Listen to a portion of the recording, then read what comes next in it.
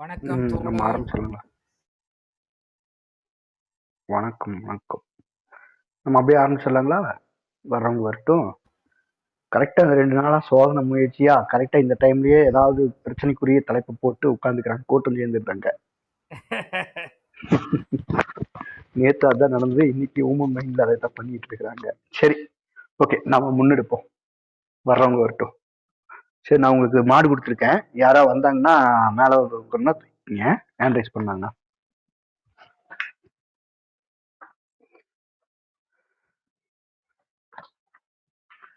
இல்லை, யாரா வந்ததுக்கு அப்புறம் வாசிக்க ஆரம்பிக்கலாமா?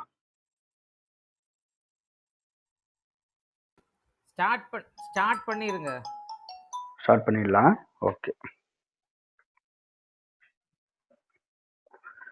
போலீசாரின் தலைவன் வந்து கொண்டிருந்தான். உருண்டை முகமும் கனத்த சரீரமும் நெடிய உருவமும் கொண்டவனாக இருந்தான் அவன். அவன் அணிந்திருந்த தொப்பி காது பக்கமாக நீண்டு கொண்டிருந்தது. மீசையின் ஒருபுறம் மேல் நோக்கி திருகி நின்றது. மறுமுனை கீழ் நோக்கி வளைந்திருந்தது. எனவே அவனது தோற்றமோ என்னவோ கோணாங்கித்தனமாக தோன்றியது. மேலும் அவனது உதட்டில் பிறந்த உயிரற்ற புன்னகையால் அவனது முகமே கோரமாக தெரிந்தது. அவனது இடது கையில் ஒரு வாள் இருந்தது. வலது கையில் வீசி விளாசி செய்கை காட்டிக் கொண்டே வந்தான் அவன். அவனது வருகையின் கனத்த காலடி ஓசை எல்லோரும் கேட்டனர். கூட்டம் அவனுக்கு வழிவிட்டு ஒதுங்கியது. அவர்களது முகங்களில் எல்லாம் ஒரு சோர்வு நிறைந்த அழுத்த உணர்ச்சி குடியேறியது. அவர்களது குரல்கள் எல்லாம் பூமிக்குள்ளே மூழ்குவது போல் உள்வாங்கி செத்து மடிந்தது. தாய்க்கு தன் கண்கள் எரிந்து கனலாவதாக தோன்றியது. நெற்றி தசை நடுங்கி சிரித்தது. மீண்டும் அவளுக்கு அந்த கூட்டத்தாரோடு கலந்து கொள்ளும் ஆசை உந்தி எழுந்தது. அவள் முன்னே செல்வதற்காக முண்டி பார்த்தாள். பிறகு அசைவத்து அப்படியே நின்று போனாள். இது என்ன இது என்று ரீப்பினின் பின்னால் நின்று கொண்டே கேட்டான் அந்த தலைவன். இது என்னது என்று ரீப்பினின் முன்னால் நின்று கொண்டே கேட்டான் அந்த தலைவன். ரீப்பினை ஏற இறங்க நோக்கி அளந்தான். இவன் கையில ஏன் கட்டல?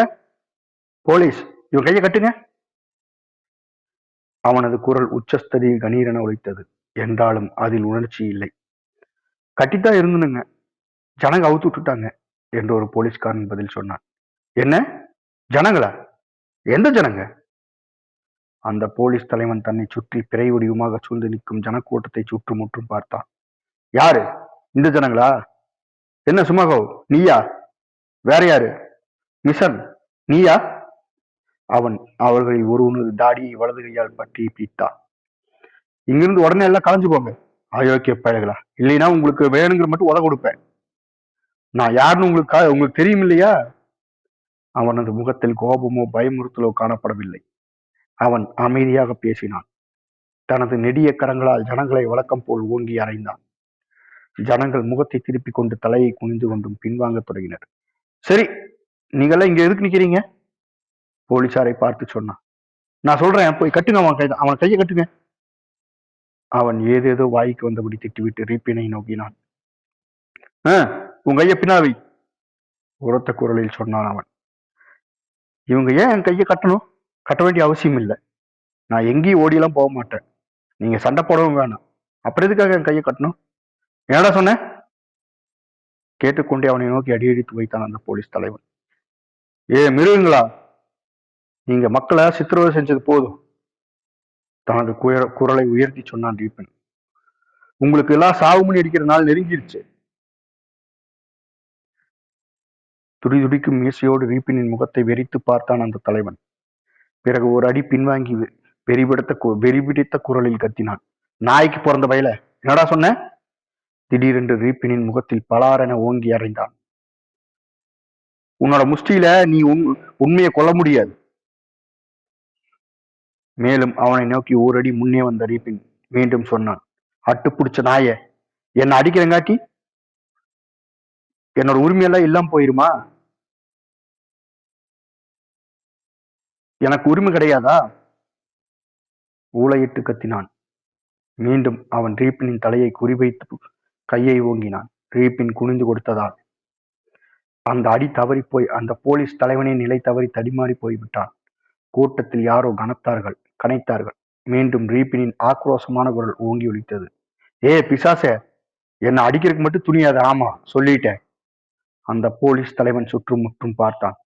ஜனங்கள் ஒன்று கூடி இருண்ட வளையமாக நெருங்கி நின்று கொண்டிருந்தார்கள். நிகிதா, ஏ நிகிதா, கத்தினான் அந்த தலைவன். கம்பளி கோட்டணிந்து குட்டையாக குண்டுமாய் இருந்த ஒரு முஜி கூட்டத்திலிருந்து வெளியே வந்தான். அவனது கலைந்து போன பெரிய தலை கவிழ்ந்து குனிந்திருந்தது. நிகிதா என்று தன் மீசையை நிதானமாக திருகிக் கொண்டே சொன்னான் அந்த போலீஸ் தலைவன். அவன் செவுட்டுல ஓங்கி சலார்னு ஒரு குத்து விடுப்போ. அந்த முஜி ரீபினின் முன்னால் வந்து நின்று தலையை நிமித்தினான். உடனே ரீபின் அவன் முன் கடுகடுத்த வார்த்தைகளை வீசியபடி உரத்த உறுதி வாய்ந்த குரலில் சொன்னான். ஜனங்களே, பாத்தீங்களா? அந்த மிருகங்க நம்ம கைய வச்சே நம்ம தொண்டையை நெரிக்கிறத பாத்தீங்களா? சிந்திச்சு பாருங்க. அந்த முஜி தன் கையை மெதுவாக உயர்த்தி ரீபினின் தலையில் லேசாக ஒரு குத்து விட்டான். ஏ நிகிதா, கூட்டத்திலிருந்து ஒரு குரல் ஒலித்தது. கடவுளை மறந்துட்டு நீ காரியம் செய்யாத. நான் சொல்றேன், அடி அவனை என்று முஜிக்கின் பிடரியை பிடித்து தள்ளிக்கொண்டே கத்தினான் தலைவன். ஆனால் அந்த முஜிக்கோ தன் தலையை குனிந்தவாறு ஒரு புறமாக ஒதுங்கிச் சென்றான். என்னால முடிஞ்ச வரைக்கும் அடிச்சுட்டு அஜமா என முனையினான். என்ன? அந்த போலீஸ் தலைவன் முகத்தில் ஒரு நடுக்கம் பரவியது. அவன் தரையை எட்டி உதைத்தான். ஏதேதோ திட்டிக் கொண்டு ரீபினை நோக்கி பாய்ந்தான். திடீரென்று ஓங்கி அறையும் சத்தம் கேட்டது. ரீபின் கிடுகிடுத்து சுழன்றான். தன் கையை உயர்த்தினான். ஆனால் இரண்டாவதாக விழுந்த அறை அவனை கீழே தள்ளியது. அந்த போலீஸ் அதிகாரி கீழே விழுந்த ரீப்பின் நெஞ்சிலும் விழாவிலும் தலையிலும் உதைத்தான், மிதித்தான். கூட்டத்தினிடையே கோபக்குமரல் மொரமுறுத்து வெளிப்பட்டது. ஜனங்கள் அந்த அதிகாரியை நோக்கி சூழ ஆரம்பித்தார்கள். ஆனால் அவனோ இதை கண்டு கொண்டான். பின்னால் துள்ளி பாய்ந்து தன் வாளின் கைப்பிடியை பற்றி சுழற்றினான். என்ன என்னது? எல்லாரும் கவரம் பண்ண பாக்குறீங்களா? அப்படியா சேதி? அவனது குரல் உடைந்து கரகரத்து நடுங்கியது. திறனற்ற சிறு கூச்சலைத்தான் அவனால் வெளியிட முடிந்தது. திடீரென்று அவனது குரலோடு அவனது பலமும் பறந்தோடி போய்விட்டது. தலையை தோல் மீது தொங்கவிட்டவதை அவன் தடுமாறி நிலை குலைந்து கால்களாலே வலியை உணர்ந்து உயிரற்ற கண்களால் வெறித்து பார்த்தவாறு பின்வாங்கினான். ரொம்ப நல்லது, அவன் கரகரத்த குரலில் சத்தமிட்டான். அவனை கொண்டு போங்க, நான் அவனை விட்டுட்டு போறேன், வாங்க.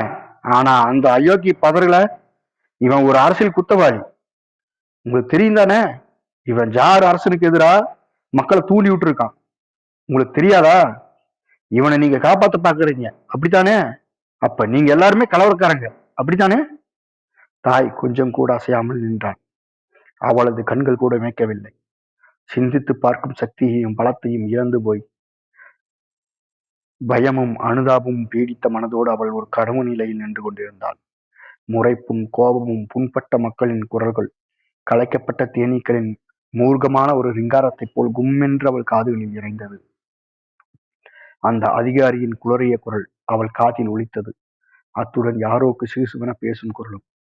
அவன் குத்தவாளி இல்லைன்னா அவனை ஜெயிலுக்கு நீதிமன்றத்துக்கு கூட்டு போக வேண்டியதுதானே? நெசமா அவன் மேல கொஞ்சம் கருணை காட்டு நெசமா. இதுதான் உண்மை. இது மாதிரி நடத்துறதுதான் சட்டம் இடம் கொடுத்துச்சோ. இது என்ன நியாயமோ என்னமோ, இப்படி எல்லாருமே அடிக்க ஆரம்பிச்சுட்டா அப்புறம் என்னதான் நடக்கிறது?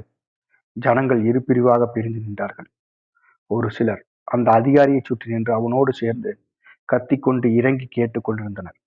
இந்த பிரிவினரில் சிறுபான்மையோர் கீழே விழுந்து கிடக்கும் ரீப்பினின் பக்கமாக நின்று ஏதேதோ வன்மம் கூறினர். அவர்களில் சிலர் ரீப்பினை தரையிலிருந்து தூக்கி நிறுத்தினார்கள். போலீஸ்காரர்கள் அவனது கையை கட்ட முன்வந்த போது அவர்கள் கூச்சலிட்டார்கள். பிசாசே, அவசரப்படாத. ரீப்பின் தனது முகத்திலும் தாடியிலும் படிந்திருந்த ரத்தத்தையும் புழுதியையும் துரைத்தான். வாய் பேசாது சுற்றும் முற்றும் பார்த்தான். அவனது பார்வை தாயின் மீது விழுந்தது.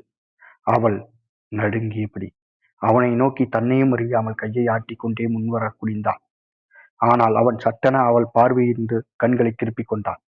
சில நிமிஷ நேரம் கழித்து அவனது கண்கள் மீண்டும் அவள் பக்கம் திரும்பியது. அவன் நிமிர்ந்து நின்று தலையை உயர்த்தி பார்ப்பதாகவும் ரத்தக்கரை பிடிந்து அவனது கன்னங்கள் நடுங்குவதாகவும் அவளுக்கு தோன்றியது.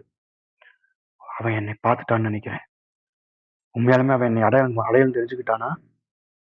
அவள் அவனை நோக்கி உடம்பெல்லாம் நடுங்க அடக்க முடியாத வருத்தம் நிறைந்த மகிழ்ச்சியோடு தலையை அசைத்தவாறு மறுகணமே அந்த நீலக்கண் முஜி கருகே நின்று தன்னையே பார்த்து கொண்டிருப்பதை கண்டாள். அவனது பார்வை தாயின் உள்ளத்தில் ஆபத்துக்கான எச்சரிக்கை உணர்வை கிளறிவிட்டது. நான் என்ன செய்ய போறேன்? இப்படி செஞ்சா எல்லாரும் என்னையும் இல்ல அவங்க கூட கொண்டு போயிருவாங்க. அந்த முஜிக் ரீபின்னிடம் ஏதோ சொன்னான். ரீபினும் பதிலுக்கு ஏதோ கூறியவாறு தலையை அசைத்தான். அது சரிதான் என்றான் அவன். நடுக்கம் ஒருபுறம் இருந்தாலும் அவனது குரல் தெளிவாகவும் துணிவாகவும் ஒலித்தது. இந்த பூமியில நான் ஒருத்த மட்டும் இல்லை. உண்மை முழுவதும் அவங்களால அடக்கி வைக்க முடியாது. நான் எங்கெங்க இருந்தனோ அங்கிருந்தெல்லாம் என்னை பத்தின நினைவு நிலைச்சிருக்கும். அவங்க எங்களோட இருப்பிடத்தை எல்லாம் குலைச்சிட்டாங்க. எல்லா தோழரையும் கொண்டு போயிட்டாங்க. அவன் இதை எனக்காகத்தான் சொல்றான் என யூகித்துக் கொண்டாள் தாய். பறவைக ஜெயில விட்டு பறக்கும். மக்கள் அவங்க கஷ்டமெல்லாம் அவங்கள விட்டு நீங்கிற காலம் வரத்தான் போகுது. ஒரு பெண் பிள்ளை ஒரு வாளியில் தண்ணீர் கொண்டு வந்து ரீப்பினின் முகத்தை கழுவினான். கழுவும் போது ஆ ஓ என புலம்பினான். அவளது இறங்கிய கீச்சுக்குரல் மிகையில் பேசிய பேச்சோடு சிக்கி முரணியது. எனவே அவன் பேச்சை தாயால் சரிவர புரிந்து கொள்ளவில்லை. போலீஸ் தலைவன் முன்னால் வர ஒரு சில முஜிகுகள் முன்னேறி வந்தார்கள். அவர்களில் யாரோ ஒருவன் கத்தினான், இந்த கைதியை ஒரு வண்டியில போட்டு கொண்டு போவோம். அதன் பிறகு அந்த போலீஸ் அதிகாரி தனக்கே புதிதான ஒரு குரலில், புண்பட்டவனின் முனகல் குரலில், ஏ நாய, நான் உன்னை அடிக்கலாம், ஆனா நீ என்னை அடிக்க முடியாது. அப்படியா? நீ உன்னை என்ன நினைச்சிட்டு கடவுள்னா? கத்தினான் ரீபின். உள்ளடங்கி போய் குழம்பிய கசமுசப்பு அவனது குரலை மூழ்கடித்து விழுங்கியது. தம்பி, அவரோட வம்பு பண்ணாதையா. அவர் ஒரு அரசாங்க அதிகாரியா. நீங்க அவன் மேல கோவப்படாதீங்க சும்மா. அவன் தான் நிலையில் இல்ல. ஏய் புத்திசாலி, சும்மா கடை. அவங்க உன்னை இப்ப நகரத்துக்கு தான் கூப்பிட்டு போறாங்கப்பா. அங்க இங்க விட நல்லா ஒழுக்கமா இருப்பாங்க ஐயா. ஜனங்களிடையே குரல்கள் ஒரு சிறு நம்பிக்கையோடு முயங்கி கலங்கி மொழித்தது. போலீஸ்காரர்கள் ரீபின் கையை பற்றி அந்த கிராமச்சாவடியின் முகப்பை நோக்கி இழுத்துச் சென்றார்கள். அங்கு சென்றவுடன் அவர்கள் கதவை திறந்து உள்ளே சென்று மறைந்தார்கள். கொஞ்சம் கொஞ்சமாக அங்கு கூடி நின்ற முஜிக்கள் கலைந்து சென்றனர். அந்த நீலக்கண் முஜிக் மட்டும் புருவத்தை கீழாக தன்னை உருவென பார்த்தவாறு தன்னை நோக்கி வருவதை கண்டாள் தாய். அவளது முழங்காலுக்கு கீழ் பலமிழந்து சுழன்றுவது போல் தோன்றியது. திகைப்பும் பயமும் அவளது இதயத்தை ஆட்கொண்டது. அவளுக்கு குமட்டல் உணர்ச்சியை தந்தது. நான் போகக்கூடாது, போகவே கூடாது, அவள் நினைத்து கொண்டாள். அவள் பக்கத்தில் இருந்த கம்பியை பலமாக பிடித்தவாறு நின்றாள். அந்த போலீஸ் தலைவன் கட்டடத்தின் முகப்பிலே நின்று கைகளை வீசி கண்டிக்கும் குரலில் பேசினான். அவனது குரலில் மீண்டும் பழைய வறட்சியும் உணர்ச்சியின்மையும் குடிபுகுந்து விட்டது. நாய்க்கு பிறந்த பயங்களா, நீங்க எல்லாம் முட்டாளுங்க. உங்களுக்கு தெரியாத விஷயங்கள் எல்லாம் நீங்க தலை கொடுக்குறீங்க. இது ஒரு அரசாங்க காரியம். நீங்க எனக்கு நன்றி சொல்லணும். நான் உங்ககிட்ட இவ்வளவு நல்லபடியா நடந்துட்டேன். நீங்க என் முன்னால மண்டி போட்டு அந்த விசுவாசத்தை காட்டுங்க.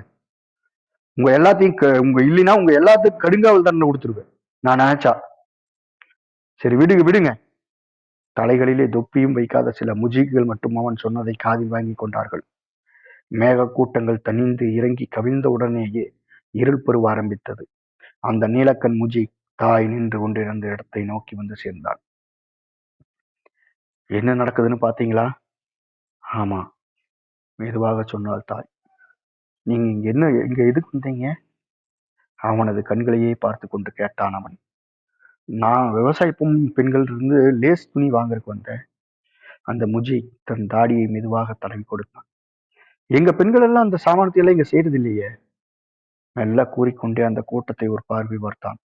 தாய் தனது கண்ணால் அவனை ஒரு முறை அளந்து பார்த்தாள். உள்ளே போவதற்கு வசதியான நேரத்தை எதிர்நோக்கி நின்று கொண்டிருந்தாள். அந்த முஜிக்கின் முகம் அழகாகவும் சிந்தனை நிரம்பியதாகவும் இருந்தது. அவனது கண்களில் சோகபாவம் பரவியது. அவன் நெடிய உருவும் அகன்ற தோள்களும் உடையவனாயிருந்தான். ஒரு சுத்தமான துணிச்சட்டையும் சட்டைக்கு மேல் ஏகப்பட்ட ஒட்டுக்களுடன் கூடிய ஒரு கோட்டும் கபில நிறத்தில் முரட்டு கால் சாராயும் வெறும் கால்களில் செருப்பும் அணிந்திருந்தான். இனம் தெரியாத காரணத்தால் தாய் நிம்மதியோடு ஆழ்ந்த பெருமூச்செறிந்தாள். தட்டு தடுமாறும் தனது சிந்தனைகளையும் முந்திக் கொண்டு உந்தி வரும் ஒரு உணர்ச்சியால் அவள் திடீரென பேசினாள். நான் இன்னைக்கு நைட் இங்க தங்கறக்கு இடம் கிடக்குமா? அந்த கேள்வி அவளுக்கே எதிர்பார்க்கிறது சொல்லாக ஒலித்தது. அந்த கேள்வி கேட்டவுடனே அவளது உடல் முழுவதும் திடீரென இறுகுவது போல் உணர்ந்தான். அவள் நிமிர்ந்த அந்த மனிதனை உறுதியோடு அசைவட்டு பார்த்தாள். என்றாலும் பின்னி முடையும் சிந்தனைகள் அவளது மனதை உறுத்தி கொண்டே இருந்தது. நான் தான் நிகழா இவானாவிச் அழிவுக்கு காரணமா இருப்பேன். பாவலைய நான் ரொம்ப காலத்துக்கு பார்க்க முடியாது. அவங்க என்ன அடிக்க போறாங்க. அந்த முஜி அவசர ஏது இல்லாம தரையை நோக்கினான். தனது கோட்டை இழுத்து விட்டு கொண்டு நிதானமாக பதில் சொன்னான். நைட் நேரத்துல தங்கறக்கா? சரி. எந்த சின்ன வீடுமா, உங்களால் இருக்க முடியுமா? நல்ல வீடுகள் இருந்தெல்லாம் எனக்கு பழக்கமே இல்லையப்பா என்றாள் தாய். அப்படின்னா சரி கூறிக்கொண்டே அந்த முஜி தலையை உயர்த்தி மீண்டும் தன் கண்களால் அவளை அளந்து நோக்கிட்டான். ஏற்கனவே இருண்டு விட்டது. அவனது தோற்றத்தில் இருளின் சாயை படிந்திருந்தது. அவனது கண்கள் மங்கி பிரகாசித்தது. முகம் அந்தி மயக்க மஞ்சள் வெயிலால் வெளிரி தோன்றியது. சரி, நான் இப்பவே வர்றேன். தயவு செஞ்சு என்னோட ரென்பெட்டியை கொஞ்சம் தூக்கிட்டு வர்றியா? மெதுவாக சொன்னாள் தாய். அப்படி சொல்லும் போது அவள் மலை மீதிருந்து சரிந்து விழுவது போல் உணர்ந்தாள். சரி. அவன் தோள்களை உயர்த்தி மீண்டும் தன் கோட்டை சரி செய்து கொண்டான். இதா வண்டி வந்துருச்சு என்றான் அவன். ரீபின் அந்த அரசாங்க கட்டடத்தின் முகப்பில் தோன்றினான். அவனது தலையிலும் முகத்திலும் கட்டுக்கள் போடப்பட்டிருந்தது. அவனது கைகள் மீண்டும் கட்டப்பட்டிருந்தது. போய் விடுற நிலவங்களே என்ற அந்த குரல் குளிரில் அந்தி மயக்க ஒளியினுடைய ஒலித்தது. எல்லாரும் உண்மையை தேடுங்க, அதை பேணி பாதுகாதுங்க. உங்ககிட்ட தூய்மையான பேசுற மனிதர்களை நம்புங்க. சத்தியத்தை காப்பாத்துறதுக்கு போராட தயங்காதீங்க. வாய மூடு என்று போலீஸ் அதிகாரி கத்தினான். போலீஸ்கார மூடமே, குதிரையை தத்தி விடு. நீங்க எதை இழக்க போறீங்க? உங்க வாழ்க்கையை நினைச்சு பாருங்க. வண்டி புறப்பட்டு சென்றது. இரு போலீஸ்காரர்களுக்கு இடையில் ரீபின் உட்கார்ந்திருந்தான். அங்கிருந்தவாறே அவன் சத்தமிட்டான். நீங்க ஏன் பட்னியால செத்துட்டு இருக்கணும்? உங்களுக்கு சுதந்திரம் கிடைச்சிருச்சுன்னா உங்களுக்கு உணவும் கிடைக்கும், நியாயமும் கிடைக்கும். போய் வர்ற நிலவங்களே, போய் வர்ற. வண்டி சக்கரங்களின் பலத்த ஓசையாலும் குதிரையின் காலடி ஓசையாலும் போலீஸ் தலைவனின் குரலாலும் ரீபினுடைய குரல் ஆழ்ந்து அமிழ்ந்து போய்விட்டது. எல்லாம் முடிந்தது என்று தலையை அசைத்துக் கொண்டே சொன்னான் அந்த முஜி. பிறகு தாயின் பக்கம் திரும்பி தனிந்த குரலில் பேசினான். எனக்காக கடையில் கொஞ்ச நேரம் காத்திருங்க, நான் ஏதோ வந்துடுறேன். தாய் அறைக்குள் சென்று அந்த கடையின் அடுப்புக்கு எதிராக மேஜை அருகே அமர்ந்தாள். அவள் ஒரு துண்டு ரொட்டியை எடுத்து பார்த்து விட்டு அதை தட்டிலேயே வைத்து விட்டாள். மீண்டும் அவளுக்கு கிறக்கு உணர்ச்சி ஏற்பட்டது. அவளால் சாப்பிடக்கூட முடியவில்லை. அவளது உடம்பு குதுகுலுத்து காய்ந்த உடலை பலவீனப்படுத்தியது. அந்த காய்ச்சல் இதயத்தின் இரத்த ஓட்டத்தை இழுத்து நிறுத்தி அவளை கிறங்கச் செய்தது. அவளுக்கு முன்னால் அந்த நீலக்கண் முஜிக்கின் முகம் தெரிந்தது. ஆனால் அந்த முகம் பரிபூர்ணமாக தோன்றவில்லை. அதை கண்டவுடன் அவநம்பிக்கை உணர்ச்சி மேலெழுந்தது. அவன் தன்னை கைவிட்டு விடுவான் என எண்ணி பார்க்க அவள் விரும்பவில்லை. இருந்தாலும் அந்த எண்ணம் அவள் மனதில் எப்போதோ குடிபுகுந்து விட்டது. அவளது இதயத்தை ஒரு பழு அழுத்தியது. அவன் என்ன கவனிச்சானா? கவனிச்சு பார்த்துதான் கேட்டானா? அவள் லேசாக சிந்தித்தாள். அந்த எண்ணம் வளரவில்லை. கிறக்க உணர்ச்சியும் குழப்ப உணர்ச்சியும் அந்த எண்ணம் மூங்கி போய்விட்டது. ஜன்னலுக்கு வெளியே முன்பிருந்த இறைச்சலுக்கும் இப்போதிருந்த ஆழ்ந்த அமைதியும், அந்த அமைதி அந்த கிராமம் முழுவதும் சுற்றி வட்டமிடும் பய உணர்ச்சியையும் பிரதிபலித்து காட்டியது. தனிமை உணர்ச்சி பெருகியது.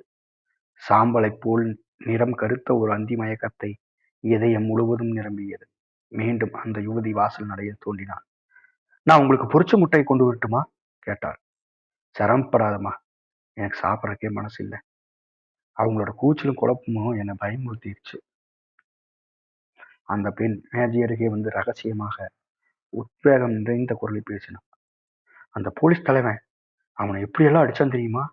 நீங்க அதை பார்த்துருக்கணும். நான் பக்கத்துலதான் நின்று இருந்தேன். கன்னத்துல கடுத்த அடி அவன் பல்லெல்லாம் விழுந்துருச்சு. குவு குவுன்னு ரத்தம், கருஞ்சவப்புல ரத்தம். அவனோட கண்ணு வீங்கி போய் மூடிடுச்சு. அவன் ஒரு தாரியன தொழிலாளி. அந்த போலீஸ் சார்ஜென்ட் மாடி மேல போய் படுத்துக்கிட்டு நல்லா குடிச்சு மயங்கி கிடக்கான். இன்னும் குடிக்க கேட்டா ஒரு பெரிய சதி கூட்டமே இருக்குதாமா. அவங்க எல்லாம் இந்த தாரிக்கார மனுஷன் தான் தலைவனாமா. 3 பேரை பிடிச்சிருக்காங்க. இவன் தப்பி ஓடி வந்துட்டானாமா. இவங்க கூட்டத்தை சேர்ந்தவங்க ஒரு பள்ளிக்கூட வாத்தியாரை சேத்தி பிடிச்சிருக்காங்களாமா. இவங்களுக்கெல்லாம் கடவுள் நம்பிக்கையே கிடையாதா. தேவாலயத்தை கொள்ளையடிக்கிறது, அதுக்காக மக்களை தூண்டி விடுறது, இப்படிப்பட்ட வேலையைத்தான் பார்க்கவங்கள இந்த ஆசாமிங்க. நம்ம கிராமத்துல கொஞ்சம் முஜிக இதுக்காக வருத்தப்படுறாங்க இவங்களுக்காக. இவங்களுக்கு இதோட சமாதி கட்டிடணும்னு இன்னும் கொஞ்சம் பேர் சொல்றாங்க. இந்த மாதிரி கேவலமான புத்தி இருக்கிற முஜிக்க இன்னும் நிறைய பேர் இருக்கத்தான் செய்யறாங்க. அந்த பெண்ணின் தொடர்பு இழந்த படபடக்கும் பேச்சை தாய் கவனமாக கேட்டாள். அதை கேட்டு தனது பயத்தையும் பீதியும் போக்கி வெற்றி காண முனைந்தாள். தனது பேச்சை கேட்பதற்கு ஒரு ஆள் இருக்கிறது என்ற உற்சாகத்தில் அந்த பெண் உத்வேகம் உவகையும் பொங்க ததும்ப ரகசியமான குரலிலேயே பேசத் தொடங்கினான். இதெல்லாம் வெள்ளாம் விளைச்சல் சரியா இல்லாத நடக்குது. எங்க அப்பா சொல்லியிருக்கிறாரு. இதனாலதான் இந்த முஜிகளுக இந்த மாதிரிலாம் பண்றாங்க. கிராம கூட்டங்கள்ல அவங்க சண்டை பிடிக்கிறது, கூச்சல் போடுறது. ஒரு நாள் வசுகோன்னு பொருள் எல்லாம் வச்சுட்டு அவர் வரி கட்டல. அதனால அவரோட பொருள் எல்லாம் எடுத்துட்டு போய் ஏலம் போட்டாங்க. இதோ உன்னோட வரின்னு சொல்லி நாட்டாம்காரன் மூஞ்சில ஓய் அடிச்சிட்டான் அம்மா. வெளியே பலத்த காலடி ஓசை கேட்டது. தாய் மேஜை பிடித்துவாறு எழுந்து நின்றாள். அந்த நீலக்கண் முஜி தனது தொப்பியை எடுக்காமலே உள்ளே வந்தான். உன் பெட்டி எங்க? அவன் அதை லேசாக தூக்கி ஆட்டி பார்த்தான். காலி போட்டிதான். மார்கா, இவளை என் குடிசைக்கு கூட்டிட்டு வர முடியுமா? அவன் திரும்பி பார்க்காமலே சென்றான். இன்னைக்கு நைட் நீ இந்த ஊர்ல தான் தங்குறீங்களா? அந்த பெண் கேட்டாள். ஆமா, பின்னல் லேஸ் வாங்க வந்தேன். இங்க யாரு பின்றது இல்லையே, பக்கத்தூர்ல தான் பின்றாங்க. நான் வேணா நாளைக்கு அங்கதான் போறேன். தேநீருக்காக காசு கொடுத்து முடித்ததும் தாய் அந்த பெண்ணுக்கு 3 கோபெக் இனாமாக கொடுத்தாள். இனாமாக கொடுத்ததில் அவளுக்கு ஒரு ஆனந்தம். அவர்கள் வெளியே வந்தார்கள். ஈரம் படிந்த அந்த ரோட்டில் அந்த பெண் வெறும் கால்களோடு விடுவுடன் நடந்து சென்றாள். நீங்க வேணா விரும்புனா நான் பக்கத்தூருக்கு போய் அங்க பெண்களை எல்லாம் சொல்லி லேசில் எடுத்துட்டு வர சொல்லட்டுமா? சொன்னா அவங்க இங்கேயே வந்துருவாங்க. நீங்க அங்க போக வேண்டியதில்லை. நீ எதுவும் கவலைப்படாத என் கண்ணு கூறிக்கொண்டு அவளோடு சேர்ந்து நடக்க முயன்றாள் தாய். குளிர்ந்த காற்று அவளுக்கு இதமளித்தது. ஏதோ ஒரு மங்கிய தீர்மானம் அவளது மனதுக்குள் வடிவாகி உருப்பெற்று தோன்றியது. அந்த உருவம் மெதுவாக வளர்ந்து வந்தது. அந்த வளர்ச்சியை அதிகரிக்க வேண்டும் என்ற ஆசையால் அவள் தனக்குத்தானே கேட்டுக்கொண்டாள். நான் என்ன செய்ய முடியும்? நான் என் இதயத்தில் இருக்கிற எல்லாத்தையும் திறந்து சொல்லிடலாமா? பொழுது ஒரே இருளாகவும் குளிராகவும் ஈரமாகவும் இருந்தது. குடிசைகளில் ஜன்னல்களில் சக்கரின் ஒளி மினுமினுத்தது. சிறு சிறு அழுகை குரல்கள், கால்நடைகளின் களைப்பும் அந்த அமைதியோடு கேட்டது. அந்த கிராமம் முழுவதும் ஏதோ ஒரு இருண்ட பய உணர்ச்சி சுமந்து ஆழ்ந்திருந்தது போல் தோன்றியது. இதோ காட்டினாள் அந்த பெண். நீங்க இரவு கழிக்கிறது ரொம்ப மோசமான இடத்தை தேர்ந்தெடுத்திருக்கிறீங்க. இவன் ரொம்பவும் ஏழையான முஞ்சிக்கு. அவள் கதவை தட்டினாள். கதவை திறந்தவுடன் அவள் தன் தலையை உள்ளே நீட்டி சத்தமிட்டாள். தாத்தியானாத்த! பிறகு அவள் குடுகுடுவென ஓடிவிட்டாள். போய் வர்றேன் என்று அவளது குரல் ஈரலினூடே ஒலித்தது. தாய் வாசலின் அருகே சென்று தன் கைகையை கண்களுக்கருகே உயர்த்தி பிடித்து குடிசைக்குள் கூர்ந்து பார்த்தாள். அந்த குடிசையில் கொஞ்சம் தான் இடம் இருந்தது. என்றாலும் கண்ணை கவரும் சுத்தத்துடன் இருந்தது. ஒரு இளம் பெண் அடுப்பு மூலையில் திரும்பி அவளை பார்த்து தலையை அசைத்துக் கொண்டாள். ஆனால் ஒன்றும் பேசாமலே மீண்டும் திரும்பி வந்தாள். மேஜை மீது ஒரு விளக்கு எரிந்து கொண்டிருந்தது. வீட்டுக்கு சொந்தக்காரனான அந்த முஜி மேஜை அருகே உட்கார்ந்து தனது கைவிரல்களால் மேஜையின் மீது தாளம் போட்டுக் கொண்டிருந்தான். தாயின் கண்களையே அவன் வெறித்து பார்த்தான். உள்ள வாங்க, சிறிது நேரம் கழித்து சொன்னான் அவன். தாத்தியானா, போய் பியோதரை வர சொல்லு, சீக்கிரம் போ. அந்த பெண் தாயை ஏறிட்டு பார்க்காமல் வெளியே சென்றாள். தாய் அந்த முஜிக்கு எதிரான ஒரு பெஞ்சில் உட்கார்ந்து சுற்றும் முற்றும் கண்களை திருப்பி பார்த்தாள். அவளது ட்ரங்க் பெட்டியை எங்கும் காணவில்லை. அந்த அறை முழுவதும் ஒரு பயங்கரமான அமைதி நிலவியது. இடையிடையே விளக்கு திரியெறிய பொறிந்து விழுவதை தவிர வேறு சத்தம் எதுவுமே இல்லை. ஒருவித அக்கறையோடு நெறிந்து நோக்கும் அந்த முஜிக்கின் முகம் தாயின் கண் முன்னால் மங்களாக நிழலாடியது. அவளது மனதில் அதே கணத்தில் ஒரு பெரும் குழப்ப உணர்ச்சி லேசாக முளைவிட்டது. என் பெட்டி எங்க? திடீரென்று உரத்த குரலில் கேட்டான். அந்த கேள்வி அவளுக்கே திருமணம் ஒலித்தது. அந்த முஜி தன் தோள்களை குலுக்கினான். அது ஒன்றும் தொலைஞ்சு போகாது, அவன் கூறினான். பிறகு தனிந்த குரலில் பேசினான். கடையிலேயே அது காலியா இருக்குது. அந்த பொண்ணுகிட்ட அந்த காது விழுற மாதிரி வேணும்னு தான் சொன்னேன். அது காலியெல்லாம் ஒண்ணும் இல்லை, ரொம்ப கனமாத்தான் இருந்துச்சு. சரி, அதனால என்ன என்றாள் தாய். அவன் எழுந்து தாயிடம் வந்து குனிந்து நின்று ரகசியமாக கேட்டான். அந்த மனுஷன் உங்களுக்கு தெரியும் இல்லையா? ஆமாம். தாய் அவனை வியப்புறச் செய்தது. அவள் உறுதியான குரலில் பதில் சொன்னாள். அந்த சிறு வார்த்தை அவளுக்கு எல்லாவற்றையும் விளக்கி இதயத்தில் மூன்றிருந்த இருளையும் போக்கியது. அவள் நிம்மதியாக ஆசுவாசமாக பெருமூச்செறிந்தாள். பெஞ்சின் மீது அசையாது உறுதியோடு உட்கார்ந்தாள். அந்த முஜி பல்லை காட்டி புன்னகை புரிந்தான். நீங்க அங்க இருந்து அவனுக்கு செய்கை காட்டினதை நான் பார்த்தேன். அப்பவே நான் நினைச்சேன். அவனும் பதிலுக்கு உங்களுக்கு செய்கை காமிச்சான். அவன்கிட்ட நான் ரகசியமா போய் கேட்டேன். அந்த வாசல்ல நிக்கிறாங்களே அந்த அம்மா, அவங்க உங்களுக்கு தெரியுமான்னு கேட்டேன். அவன் என்ன பதில் சொன்னான்? ஆத்திரத்தோடு கேட்டாள் தாய். அவனா? எங்க கோஷ்டியில் எத்தனையோ பேர் இருக்கிறாங்க, அதை மட்டும்தான் சொன்னான். அந்த முஜி எதையோ கேட்கும் பாவனையில் அவளது கண்களையே கூர்ந்து நோக்கினான். மீண்டும் புன்னகை விருந்து விட்டு பேச ஆரம்பித்தான். ஒரு பலசாலியான தைரியமான ஆசாமி கிடைச்சிருக்கிறான். நான் தான் அவன் எவ்வளவு தைரியமா சொல்றான். அவங்க அவனை எவ்வளவு அடிக்கட்டும், அவன் என்ன சொல்றானோ அதை சொல்லிட்டு தான் முடிக்கிறான். அவன் குரலை கேட்டு தாய் அவன் குரலை கேட்டதும் தாய்க்கு வர வர மனபாரம் குறைந்தது. அவனது குரல் பலமற்றும் நிச்சயமற்றும் அவனது களங்கமற்ற கண்களின் பார்வையால் அவளுக்கு ஒரு நிம்மதி ஏற்பட்டது. அவளது பயபீதியும் கலக்கமும் மறைந்து அவளது மனதில் ரீபினின் மீது ஒரு ஆழ்ந்த பரிவுணர்ச்சி இடம்பெற்றது. மோசக்காரங்க, மிருகங்க, கசப்பு நிறைந்த ஆக்ரோஷத்தோடு கத்தினாள். உடனே அழ ஆரம்பித்து விட்டாள். அந்த முஜி வருத்தத்தோடு தலையை அசைத்துக் கொண்டு அங்கிருந்து அகன்றான். இதே அதிகாரிக நமக்கு நல்ல நண்பர்கள் மாதிரி நடிக்கிறானுங்க. அவன் மீண்டும் தாயை நோக்கி திரும்பி அமைதியாக சொன்னான். ஆமா, அந்த ட்ரங்க் பெட்டியில பத்திரிகை தானே இருக்குது. அப்படித்தான் நானும் நினைக்கிறேன், சரிதானே? ஆமாம் என்று தன் கண்களில் விழிந்த கண்ணீரை துடைத்துக் கொண்டே சொன்னாள் தாய். நான் தான் அவனுக்கு கொண்டு வந்து கொடுத்துட்டு இருக்கேன். அந்த முஜி தன் முகத்தை சுளித்தான். தாடியை கையில் இறுக பற்றி பிடித்தவாறு ஒரு மூளையே வெறுத்து நோக்கினான். கடைசியாக பேசத் தொடங்கினான். அதே எங்களுக்கு கிடைச்சது, புத்தகங்களும் கிடைச்சது. அந்த மனுஷன் எங்களுக்கு நல்லா தெரியும், நாங்க அவனை பார்த்திருக்கோம். அவன் பேச்சை நிறுத்திவிட்டு ஒரு கணம் சிந்தித்தான். அதை வச்சுக்கிட்டு, அந்த ட்ரங்க் பெட்டி வச்சுக்கிட்டு இப்ப என்ன செய்யறத உத்தேசம்? நான் அதை உங்ககிட்ட கொடுத்துட்டு போலான்னு நினைக்கிறேன். அவனை நேருக்கு நேராக பார்த்து சொன்னாள் தாய். அவன் மறுதளிக்கவில்லை, வியப்புணர்ச்சியும் காட்டவில்லை. ஏன் கட்டியா? அவன் திருப்பி கேட்டான். சொன்னதை ஏற்றுக்கொண்ட பாவனையில் அவன் தலையை அசைத்தான். மேஜை அருகே உட்கார்ந்து தனது தாடியை கைவீரர்களால் சிக்கெடுக்க ஆரம்பித்தான்.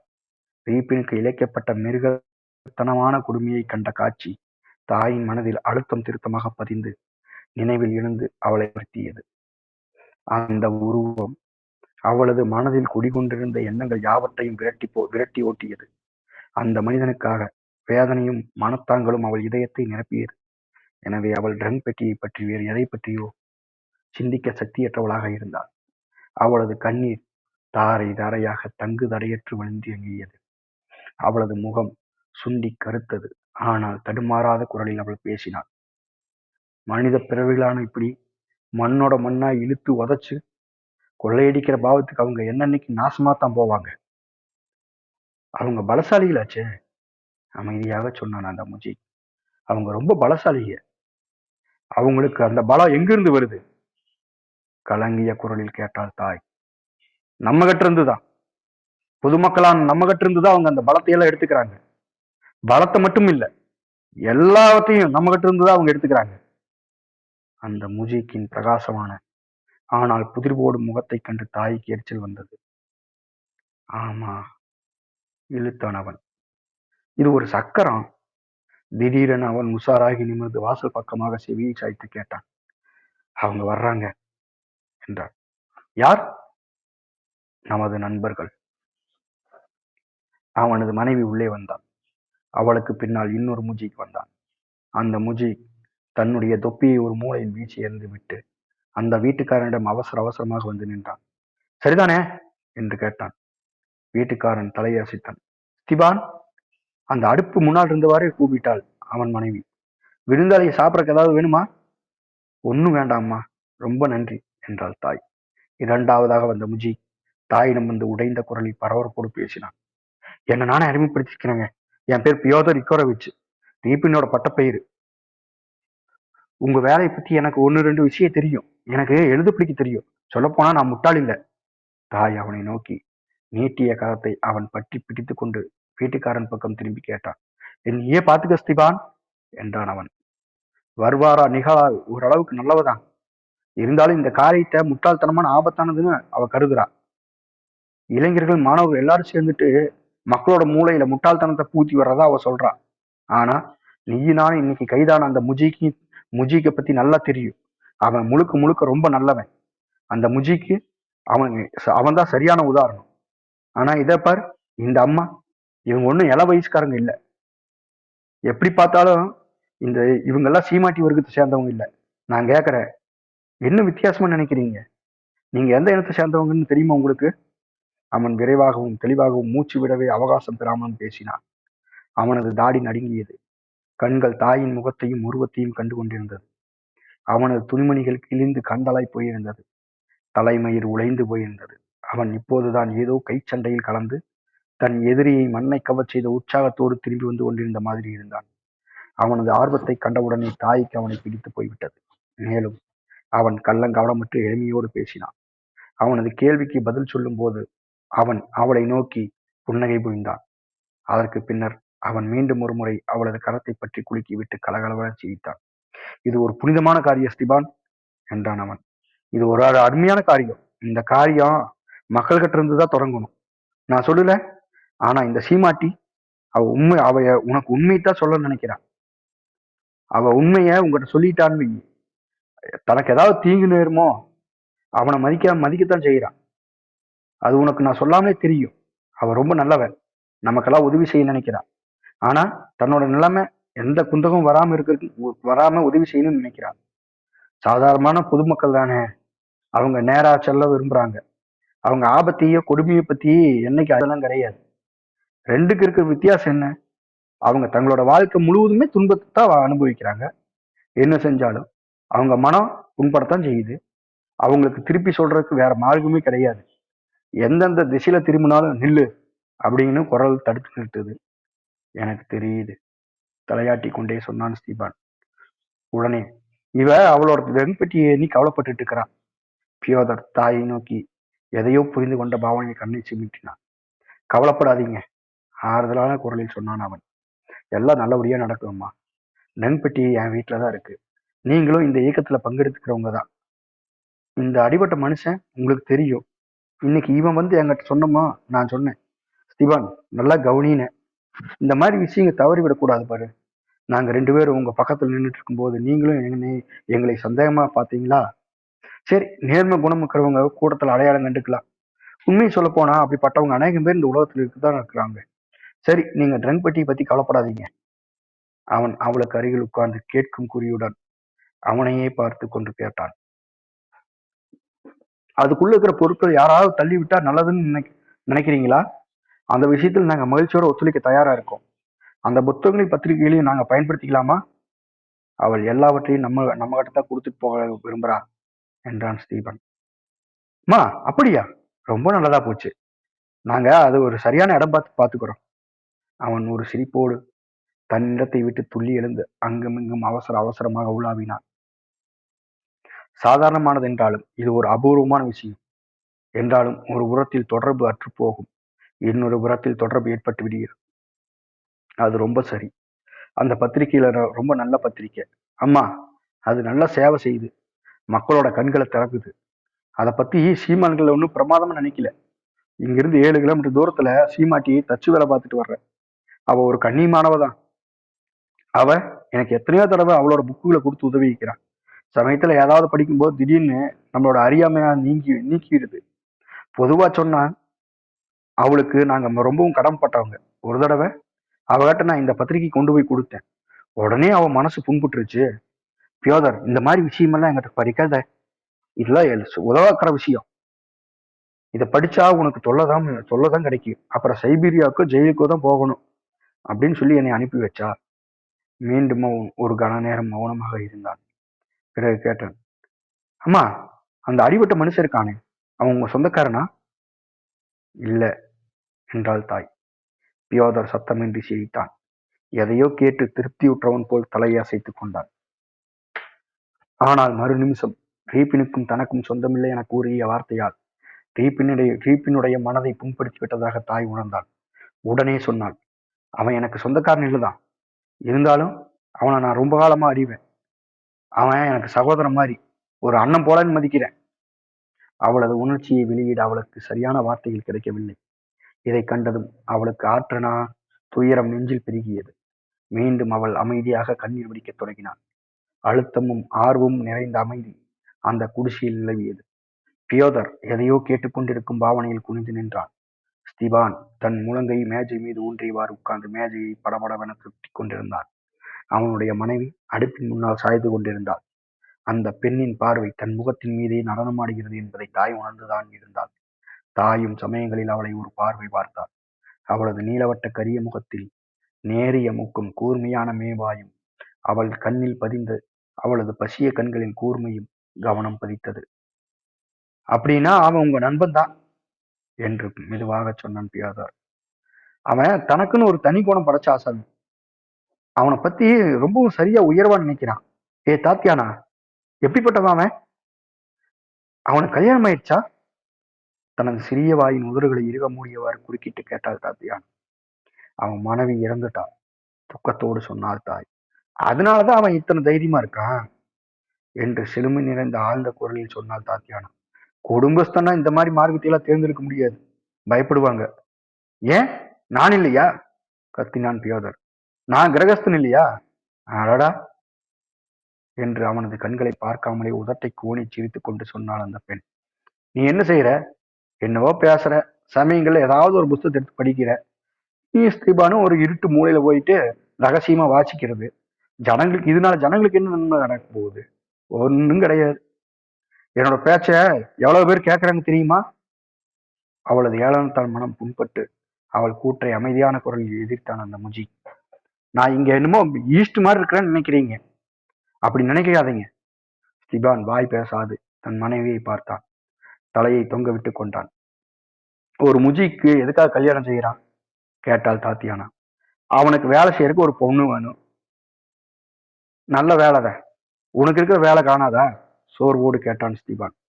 இந்த வேலையை பார்க்கறது என்ன அர்த்தம் இருக்குது? நாளுக்கு நாள் அறப்பட்டினி கால் பட்டினி கிடந்து வாழ வேண்டியதுதான் என் வேலை.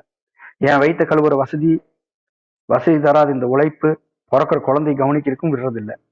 அந்த பெண் எழுந்து தாயின் அருகே உட்கார்ந்து மூச்சு விடாமல் பேசினான். எனினும் அவளது பேச்சில் தன் குறைபாடுகளையோ துக்கத்தையோ காட்டிக்கொள்ளாமல் பேசினான். எனக்கு 2 குழந்தைக்கு பிறந்துச்சு. ஒரு குழந்தைக்கு 2 வயசா இருக்கும்போது கொதிக்கிற தண்ணி இழுத்து மேல விட்டுருச்சு, அதுல செத்து போச்சு. இன்னொன்னு குறமாசு பிறவி பிறக்கும் போதே செத்து போச்சு. எல்லாம் இந்த நாசமா போற வேலையால தானே.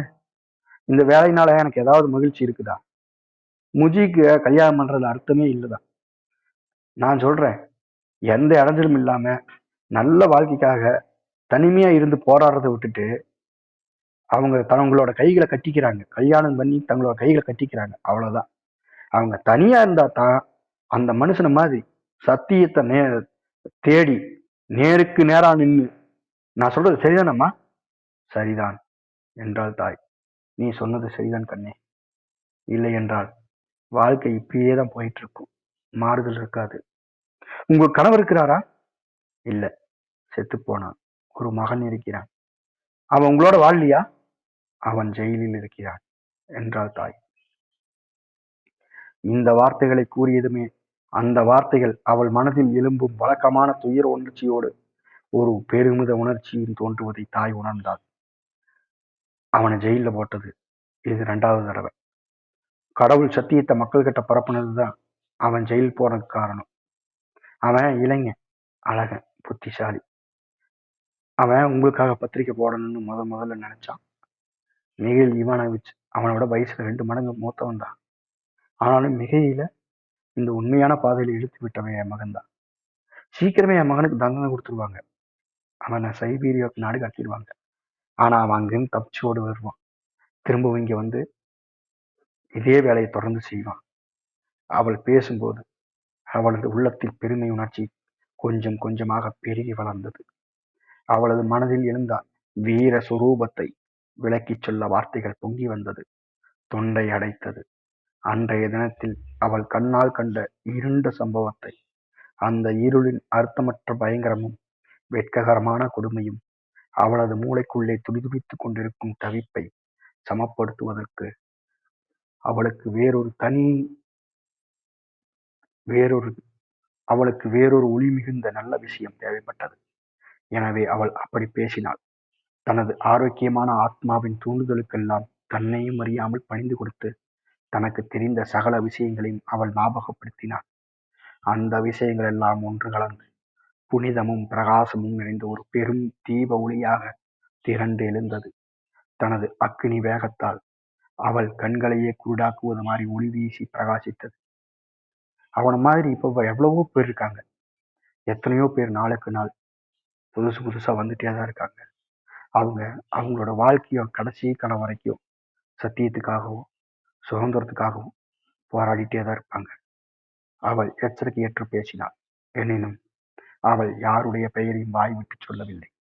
மக்கள் சமூகத்தை பேராசை என்னும் பெரும் விலங்கிலிருந்து விடுதலை பெறச் செய்வதற்காக நடைபெறும் ரகசிய நடவடிக்கைகள் பற்றி தனக்கு தெரிந்ததை எல்லாம் அவள் சொல்லி தீர்த்தாள். தனது பிரியத்திற்கு பாத்திரமான நபர்கள் பற்றி வர்ணிக்கும் போது அவள் தான் பேசும் வார்த்தைகள் தனது பலத்தை எல்லாம் பெய்து பேசினாள்.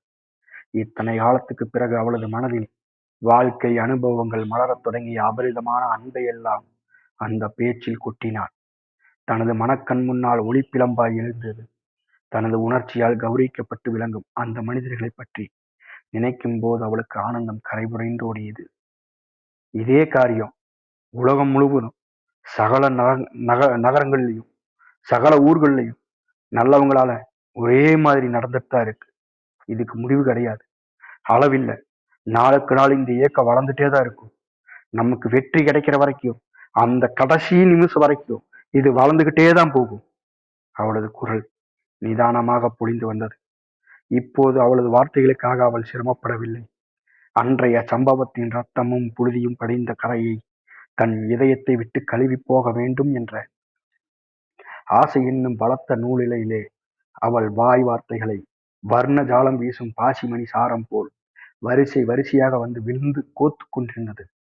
தான் சொன்ன விஷயங்களை கேட்டு அந்த முஜீக்குகள் இருந்த இடத்திலே முளையறைந்தால் போல் அசையாமல் இருப்பதை கண்டு கொண்டாள். அவர்கள் ஆடாமல் அசையாமல் அவளை இமை தட்டாமல் பார்த்தவாறு இருந்தார்கள். தனக்கு அருகில் பெண் சிரமப்பட்டு மூச்சு வாங்குவதையும் அவளால் கேட்க முடிந்தது. இதை அனைத்தையும் தான் சொல்லும் விஷயத்தில் தான் அந்த மக்களுக்கு உறுதியளிக்கும் விஷயத்தில் அவள் கொண்டிருந்த நம்பிக்கை மேலும் பலப்படுத்தியது. கஷ்டமான வாழ்க்கைக்கு ஆளானவங்க எல்லாருமே அடக்குமுறையாலையும் தேவையாலையும் அலகழிக்கப்பட்டு நஞ்சு போன மக்கள் எல்லாருமே பணக்காரங்களோட கைக்கூலிகளாலையும் தரையா நசுக்கப்பட்டு கிடக்கிற மக்கள் எல்லாருமே மக்களோட நலத்துக்காக ரொம்ப மோசமான ஒரு சித்திரவதைக்கு ஆளாகி ஜெயிலுக்குள்ள கடந்து அழிஞ்சிட்டு இருக்கிறாங்க. அந்த மக்களோட ஒண்ணு சேரணும். தங்களை பத்தின எண்ணம் கொஞ்சம் கூட இல்லாம அவங்க சகல மக்களோட நன்மைக்காக அவங்க போராடுறது, அவங்க எந்த விதமான ஒளிவு மறைவும் இல்லாம இந்த பாதை கரடு முரடானதுதான் அப்படின்னு சொல்றாங்க. இந்த பாதையில வரும்படி யாரையும் அவங்க நிர்பந்தம் செய்யறதில்லை. ஆனா ஒரு மனுஷன் அவங்களோட போய் சேர்ந்துட்டான், அவனே அவங்கள விட்டு பிரிஞ்சு போக மாட்டான். ஏன்னா அதுதான் சரியான பாதைங்கிறது, அதை தவிர வேற மார்க்கமே கிடையாதுங்கிறதையும் அவன் கண்டுக்குவான். அவளது மனதில் நீண்ட நாளாக இருந்த ஆசையை, அதாவது அவளே மக்களுக்கு உண்மையை போதிக்க வேண்டும் என்ற அவளது விருப்பத்தை அன்று நிறைவேற்றி கொண்ட போது அவளுக்கு ஒரே ஆனந்தமாக இருந்தது. அந்த மாதிரியான மனுஷங்களோட சேர்ந்துக்கிறது பத்தி சாதாரண மக்கள் கவலைப்படவே கூடாது. அந்த மனுஷங்க சொற்பமான வெற்றியை பார்த்து திருப்தி அடைய மாட்டாங்க. சகல ஏமாற்றுகளையும் சகல பேராசைகளையும் சகல விதமான தீமைகளையும் ஒழிச்சு கட்டாம அவங்க என்னைக்கும் ஓய மாட்டாங்க. இந்த இயக்கத்தை அவங்க நிறுத்தவே மாட்டாங்க.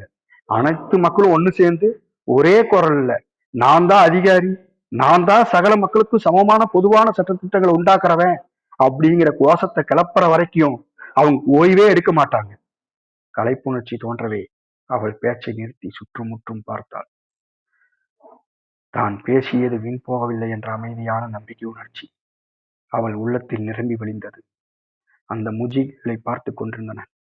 பியோதர் மார்பின் தனது கைகளை கட்டியவாறு கண்களை சுருக்கி விழித்தான். அவனது உதடுகளில் ஒரு புன்னகை உருவாகி அசைந்து ஸ்தீபான் முழங்கை ஒன்றை மேஜை மீது ஊன்றி தனது உடம்பு முழுவதையும் முன்னோக்கி தள்ளி இன்னும் எதையோ கேட்டுக் கொண்டிருக்கும் பாவனையில் இருந்தான். அவனது முகம் இருண்ட பக்கமாக இருந்தது. எனவே ஒரு பரிபூர்ண உருவம் பெற்றது போல் தெரிந்தது. அவனது மனைவி தாய்க்கு அடுத்தாற்போல் உட்கார்ந்து முழங்காலின் மீது முழங்கைகளை ஊன்றி குனிந்து தரையையே வெறித்துக் கொண்டிருந்தாள். இப்படித்தான் இருக்குது என்று அடிமூச்சு குரலில் கூறிக்கொண்டே பியோதர் மெதுவாக பெஞ்சின் மீது உட்கார்ந்தான். ஸ்தீபான் நிமிர்ந்து உட்கார்ந்து தன் மனைவியை பார்த்தான். அங்கிருக்கும் அனைவரும் அணைத்துக் கொள்ளப் போகிறவன் மாதிரி கைகளை அகல நீட்டினான்.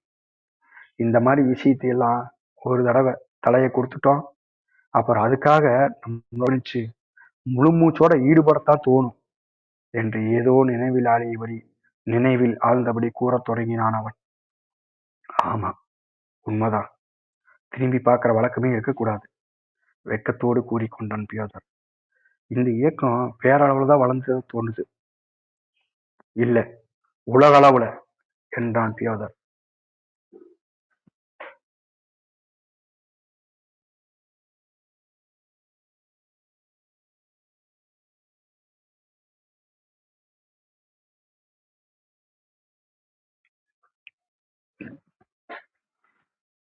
தாய் சுவரின் மீது சாய்ந்து தலையை பின்னால் சாய்த்து அவர்கள் சொல்லும் ஆழமும் அமைதியும் நிறைந்த வார்த்தைகளை கேட்டுக் கொண்டிருந்தாள். தாத்தியானா எழுந்திருத்து சுற்றும் முற்றும் பார்த்தாள். மீண்டும் உட்கார்ந்து கொண்டாள். அந்த முஜீக்குகளை வெறுப்போடு கசப்புணர்ச்சியோடு நோக்கி அவளது பசிய கண்கள் வறட்சியாக பிரகாசித்தது. திடீரென அவள் தாயின் பக்கம் திரும்பினாள். உங்க வாழ்க்கையில நீங்க எவ்வளவோ துயரத்தை அனுபவிச்சிருக்கிறோம் இல்லையா? ஆமாம் என்றாள் தாய். உங்க பேச்சு எனக்கு கேட்க பிடிச்சிருக்கு. உங்க வார்த்தைக என்னோட இதயத்தை இழுத்துட்டு தொட்ட மாதிரி இருக்கு. நீங்க பேசும்போது எனக்குள்ள கடவுளே, இவ பேசுறது மனுஷங்க கொஞ்ச நேரத்துக்காவது நான் அவங்கள பார்க்க மாட்டோமா? வாழ்க்கையே நான் அவங்க சொல்ற அந்த வாழ்க்கைய ஒரு நிமிஷம் நான் பார்க்க மாட்டோமா அப்படின்னு நினைக்க தோணுது. இங்க நாங்க வாழ்க்கையில் என்னத்தை பார்க்கிறோம்? வெறும் ஆட்டு மந்தையத்தான நாங்க இருப்போம். இந்த உதாரணமா இங்கதான் பாரு, எனக்கு எழுத படிக்க தெரியும், புத்தகங்களை படிக்கிறேன். நான் இதை படிச்சதை பத்தி எல்லாம் யோசிக்கிறேன். சமயங்கள்ல யோசிச்சு நைட்டெல்லாம் தூக்கமே வராதில்லை. ஆனா அதனால என்ன லாபம்? நான் சிந்திக்கிறது நிறுத்திட்டா ஒண்ணும் இல்லை, வாடி வதங்கி நாசமா போவேன். சிந்திக்கிறத தொடர்ந்து மேற்கொண்டு அதனாலதான் எனக்கு எந்த பயனுமே இல்லையே. பேசும்போது அவளது கண்களில் கேலிபாவமும் பிரதிபலித்தது. சமயங்களில் அவள் தான் பேசும் வார்த்தைகளை ஏதோ ஒரு நூலை கடித்து துண்டாக்குவது மாதிரி உச்சரித்தாள். அந்த முஜீக்குகள் வேறு எதுவும் பேசவில்லை. காற்று ஜன்னல் கதவு மீது வீசி அடித்தது. புகை கூண்டு வழியாக லேசாக முணுமுணுத்து வீசியது. வீட்டு கூரை மீது சலசலத்தது. எங்கோ ஒரு நாய் ஊளையிட்டது. எப்போதாவது இடையிடையே மழைத்துளிகள் வேண்டாவிருப்பாக ஜன்னல் மீது விழுந்து தேய்த்தது. விளக்கின் சுடர் படபடத்து குறுகி அணைவது போல் இறங்கியது. மீண்டும் சுடர் வீசி எழுந்து அதிக பிரகாசத்தோடு நிலையாக நின்று எரிந்தது. நீங்க பேசுறது கேட்கும்போது இதுக்காகத்தான் மக்கள் வாழ்றாங்க அப்படின்னு எனக்குள்ள சிந்திச்சு பாக்குறேன். அதெல்லாம் எனக்கே தெரிஞ்ச விஷயம் மாதிரி தான் உணர்றேன். அது எனக்கு ஒரு அதிசயமா. ஆனா இந்த மாதிரி யாருமே இது வரைக்கும் நான் பேசி கேட்டது இல்லையே. இந்த மாதிரி எண்ணங்கள் எங்கிருந்து சிந்திச்சு பாக்குறாங்க? ஏதாவது சாப்பிட்டு விட்டு சீக்கிரமா விளக்கு அணைச்சது நல்லது தாத்தியானா. முகத்தை சுழித்துக் கொண்டே மெதுவாக சொன்னான் ஸ்தீபான். சிமகோ வீட்டுல வெகு நேரம் இரவுல விளக்கு எரிஞ்சதுன்னா ஜனங்க என்ன ஏதுன்னு பார்ப்பாங்க. நம்ம விருந்தாளிக்கு அது நல்லதில்லை. தாத்தியானா எழுந்து அடுப்பருகே சென்றாள். ஆமாம், புன்னகை புரிந்தான் பியோதர். இப்பெல்லாம் நம்ம கொஞ்சம் உஷாராத்தான் இருக்கணும். இந்த பத்திரிகைக்கு ஜனக மத்தியில மறுபடியும் தலகாட்டினதுக்கு அப்புறம் நான் என்னை பத்தி என்ன நினைக்கிறதுக்கு இல்லை. அவங்க என்னை கைது செஞ்சு போனாலும் எனக்கு அதனால ஒரு பெரிய நஷ்டம் இருக்க போறதில்லை. அவன் மனைவி மீண்டும் மேஜரிகே வந்தாள். கொஞ்சம் எழுந்திரி. அவன் எழுந்ததும் ஒரு பக்கமாக ஒதுங்கி கொண்டான். மேஜையில் எல்லாவற்றையும் அவள் ஒழுங்குபடுத்துவதையே கவனித்துக் கொண்டிருந்தான். சகோதரர்களே, உங்களை என்னைய ஒத்துமையா சேர்த்தது இந்த 5 கோபெக் தான் மதிப்பு. ஆனா நம்ம போன்றோர் 100 பேர் சேர்ந்தாலும் இப்படித்தான். கிண்டல் நிறைஞ்ச புன்னகையோடு சொன்னான் அவன். தாய் அவனுக்காக வருந்தினாள். அவனை பார்க்க பார்க்க அவனை மேலும் மேலும் அவளுக்கு பிடித்து போயிற்று. தனது பேச்சுக்கு பிறகு அன்றைய கோர சம்பவத்தின் மனபாரத்தை இறக்கி வைத்த உணர்ச்சி அவளுக்கு ஏற்பட்டது. அவள் தனக்குத்தானே மகிழ்ந்து கொண்டாள். எல்லோரும் நல்லபடி இருக்க வேண்டும் என்ற எண்ணம் பிறந்து நிரம்பி வழிந்தது. தோழனே, நீங்க சொல்றது தவறு என்றாள் அவள். ரத்தத்தை உறிஞ்சுறவங்க உங்களை மதிப்பிடுறத நீங்களே ஏத்துக்க கூடாது. நீங்க உங்களையே மதிப்பிடணும். உங்களோட இதயத்துக்குள்ள இருக்கிறத வச்சு, உங்க நண்பர்களை வச்சு அந்த மதிப்பீடை செய்யணும். எதிரிகளை வச்சு இல்லை. எங்களுக்கு எந்த நண்பர் இருக்கிறாங்க? அந்த முஜிக்கு மெதுவாக சொன்னான். நண்பர்கள்னா ஒரு வாய் ரொட்டிக்கு நான் முந்தி நீ முந்தின்னு விழுந்துட்டு சண்டை போடுற வரைக்கும் தான். அதுக்கப்புறம் எல்லாருமே நண்பர்கள் தான். இல்லை, சாதாரண மக்களும் நண்பர்கள் இருக்கிறாங்க அப்படின்னு தான் நான் சொல்றேன். இருக்கலாம், இங்க அப்படி ஒருத்தருமே இல்லை, அதுதான் விஷயம். எதையோ நினைத்து கொண்டு சொன்னான் சிவன். ஏன் இங்கேயும் கூட நண்பர்களை நம்ம தேடிக்கூடாது? ஸ்டீபான் பதில் சொல்வதற்கு முன் ஒரு கணம் யோசித்தான். ஆமால்ல, தேடி பார்க்கணும். சரி, உட்காருங்க, சாப்பாடு தயார் அழைத்தாள் தாத்தியானா. தாய் தங்களிடம் பேசிய பேச்சினால் இழுக்கப்பட்டு சிந்தை இழந்திருந்த பியோதர் சாப்பிடும் போது மீண்டும் உற்சாகம் பெற்றான். அம்மா, நீங்க அதிகாலையிலேயே போயிடணும். அப்பதான் நீங்க யார் கண்ணி படமாட்டீங்க என்றான் அவன். பக்கத்தூர் வரைக்கும் வண்டியிலேயே போகலாம், ஆனா நகரத்துக்கு போக வேண்டாம். ஒரு தபால் வண்டி எடுத்துக்குங்க. அவள் ஏன் அமர்த்தணும்? நானே அவளுக்கு வண்டி ஓட்டுறனே என்றான் ஸ்ரீமான். இல்ல, நீ ஓட்டக்கூடாது. அவங்க யாராவது உன்னை பார்த்துட்டா, இவ இரவு முழுவதும் நம்ம வீட்டுல ஏதாவது தங்கியிருந்தா, ஆமா தங்குனா, அப்ப எங்க போறா, ஏன் எதுக்கு வந்திருந்தா, இது மாதிரி எல்லாம் கேட்பாங்க. அது சரியா இருக்காது. பியோதர், நீ இவ்வளவு தூரம் பயப்படுறதுக்கு நீ எங்க கத்துக்கிட்ட? குத்தலாக கேட்டாள் தாத்தியானா. ஏலம்மா, எப்படி எப்படி செய்யறதுன்னு தெரிஞ்சுக்க கூடாதா? தன் முழங்காலில் தட்டி கொடுத்தவாறு சொன்னான் பியோதர். எப்ப பயப்படணும், எப்ப தைரியமா இருக்கணும், அதையும் நம்ம தெரிஞ்சு வச்சிருக்கணும். நினைச்சுப்பாரு, இந்த பத்திரிகையை வச்சிருந்ததுக்காக ஜில்லா அதிகாரி என்ன பாடுபடுத்தினான் உனக்கு தெரியாதா? அப்புறம் காசுக்காகட்டும் ஆசைக்காகட்டும் அவன் கையில ஒரு புத்தகத்தை கொடுக்க முடியுமா? கொடுத்தா அவன் வாங்குவானா? அம்மா, நீங்க என்ன பரிபூர்ணமா நம்பலாம். நான் என்னவோ கொஞ்சம் அடாபிடிக்காரன் தான். இருந்தாலும் நீங்க தர்ற இந்த பத்திரிகையும் புத்தகத்தையும் ஆளை பார்த்து இடம் பார்த்து இதை விநியோகிக்கிறது என்னோட கடமை. இந்த ஜனங்கள் பெரும்பாலும் ரொம்ப பயந்தவங்க, கொஞ்சம் படிப்பறிவு இல்லாதவங்க தான். இருந்தாலும் பலமா மூடின கண்கள் கூட பலவந்தமா பிதுக்கி திறந்தோம்னா உண்மை பாக்குற மாதிரி செஞ்சு காலம் வரத்தாம போகுது. இந்த பிரசுரங்கள் விஷயத்த நீங்க கொஞ்சம் சுலுவா எடுத்துக்கங்க. விஷயம் இதுதான், சிந்திச்சு பாரு, மூளைக்கு வேலை கொடு அப்படிங்கிறது தானே. சமயங்கள்ல படிச்சவங்க புரிஞ்சுக்கிறத விட படிக்காதவங்க சீக்கிரமாவே புரிஞ்சுக்குவாங்க. அதுலயும் இந்த படிச்சவங்களுக்கு தொந்தி விழுந்தவங்க சோத்துக்கு கவலையெல்லாம் போயிடுச்சுன்னு வைங்க, அவங்களுக்கு புரியவே புரியாது. இந்த வட்டாரத்துல நான் எவ்வளவோ தூரம் பயணம் செஞ்சுட்டேன், எவ்வளவோ பேரை பார்த்துருக்கிறேன்.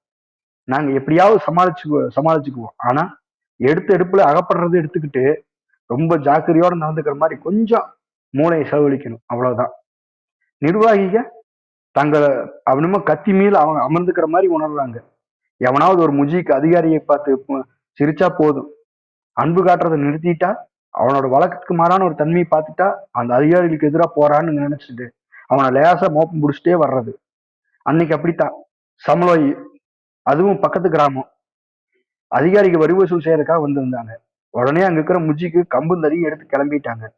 போலீஸ் தலைவனுக்கு அதை பார்த்தது கொஞ்சம் கூட பயம் இல்லை.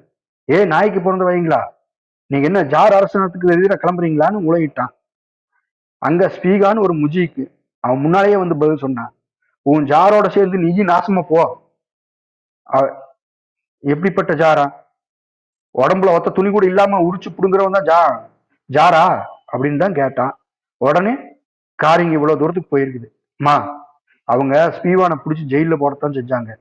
இருந்தாலும் அவன் வார்த்தைகளை ஜெயில போட முடியுமா? சின்னஞ்சிறு குழந்தைக்கு கூட அவன் பேச்ச ஞாபகத்துல வச்சுக்கிட்டே இருக்கு. அவன் பேச்சு என்னன்னைக்கும் ஒழிச்சுக்கிட்டே இருக்கு. அது என்னன்னைக்கும் வாழும். அவன் எதுவுமே சாப்பிடாமல் விறுவிறுவன ரகசிய குரலில் பேசியவாறு தன்னை சுற்றி குறுகுருவென விழிக்கும் இருண்ட கண்களை ஒரு பார்வை பார்த்துவிட்டு விவசாயிகளின் வாழ்க்கையை பற்றி தான் அறிந்ததை எல்லாம் தாயிடம் பொலபொலவென உதிர்த்து தள்ளினான். ஸ்டீபான் இடையே 2 முறை குறுக்கிட்டு பேசினான். நீ முதல்ல ஏதாவது சாப்பிடப்பா. அவன் 2 முறை பியோதரை ஒரு ரொட்டி துண்டையும் கரண்டியும் கையில் எடுத்ததுதான் மிச்சம். அவற்றை கையில் வைத்தவாறு உல்லாசமாக பாடும் வானம்பாடி மாதிரி தனது கதைகளையே சொல்லிக் கொண்டிருந்தான். சாப்பாடு முடிந்தவுடன் அவன் திடீரென துள்ளி எழுந்து நின்று பேசினான். சரி, நான் போறக்கு நேரம் ஆயிடுச்சு, வர்றேன் அம்மா என கூறிவிட்டு அவள் கைகளை பிடித்து குலுக்கினான். ஒருவேளை நம்ம 2 பேரும் மறுபடியும் சந்திக்க முடியாம போலாம். இருந்தாலும் உங்களை சந்திச்சது, உங்க கூட பேசுனது என்னன்னைக்கு என்னால மறக்கவே முடியாது. இது ஒரு இனிமையான விஷயமா நினைச்சு என் மனசுக்குள்ள வச்சுக்குவேன். இதுக்காக நான் உங்களுக்கு நன்றி தெரிவிச்சுக்கிறேம்மா. சரி, அந்த ட்ரங்க் பெட்டி பத்திரிகையை தவிர வேற ஏதாவது இருக்குதா? கம்பி சவுக்கு ஏதாவது? ரொம்ப நல்லது. கம்பி சவுக்கு தானே, ஞாபகம் வச்சுக்குங்க. சிவான், இவன் இன்னும் ஒரு நிமிஷம் ட்ரங்க் பெட்டி கொண்டு வந்து சேர்த்துருவாமா. புறப்படு சிவான், வர்றேம்மா, உங்களுக்கு வெற்றி உண்டாகட்டும்.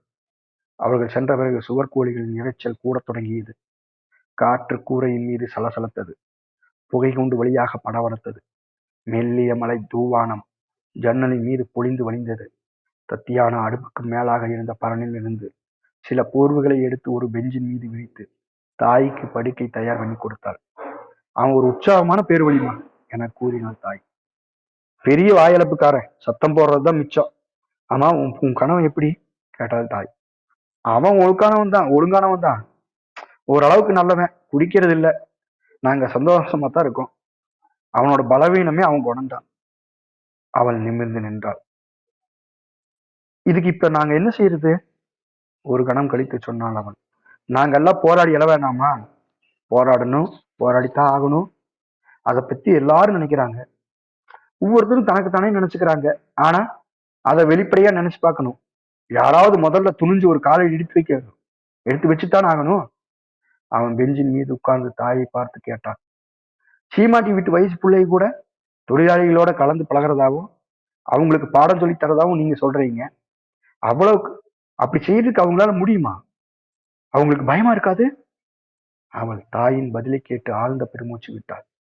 பிறகு தன் கண்களையும் தலையும் தாழ்த்தி கொண்டு மேலும் பேசத் தொடங்கினாள். ஏதோ ஒரு புத்தகத்துல அர்த்தமில்லாத வாழ்க்கைன்னு ஒரு அடியை பார்த்தேன். அதை பார்த்த மாத்திரமே எனக்கு அதோட அர்த்தம் உடனே புரிஞ்சிருச்சு. அந்த மாதிரி வாழ்க்கை எப்படிப்பட்டதுன்னு எனக்கு தெரியும். அதுல கருத்துக்கள் எல்லாம் இருக்கத்தான் செய்யுது.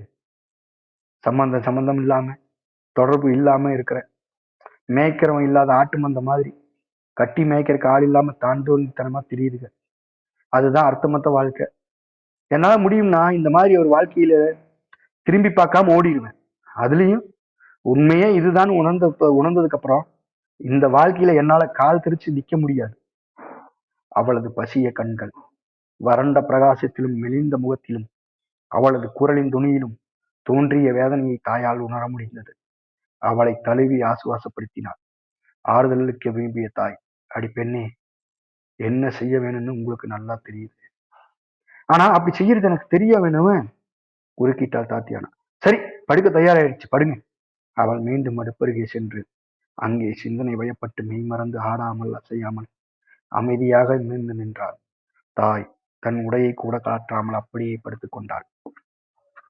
அவளது எலும்புகள் அசையினால் வலித்தது. அவள் லேசாக முனகினாள். தத்தியானா விளக்கை இறக்கி அணைத்தாள். அறை முழுவதும் இருள் படர்ந்து கவிழ்ந்தது. பின்னர் அவள் நிதானமாக தனிந்த குரலில் பேசினாள். இந்த இருள் படலத்திலிருந்து எதையோ துடைப்பது போல் அவள் பேச்சு ஒலித்தது. நீங்க பிரார்த்திக்கலத்துக்குது. நானும் கடவுள் ஒருத்தர் இருக்கிறத நம்புறதில்லை. அற்புதமான லீலையின் மேலையில எனக்கு நம்பிக்கையே கிடையாது. தாய் நிலை கொள்ளாமல் பெஞ்சின் மீது புரண்டு கொடுத்தாள். ஆழம் காண முடியாத அந்த இருப்பிலும் ஜன்னலின் வழியாக அவளை நோக்கி வாய் திறந்து கொட்டாவி விட்டது.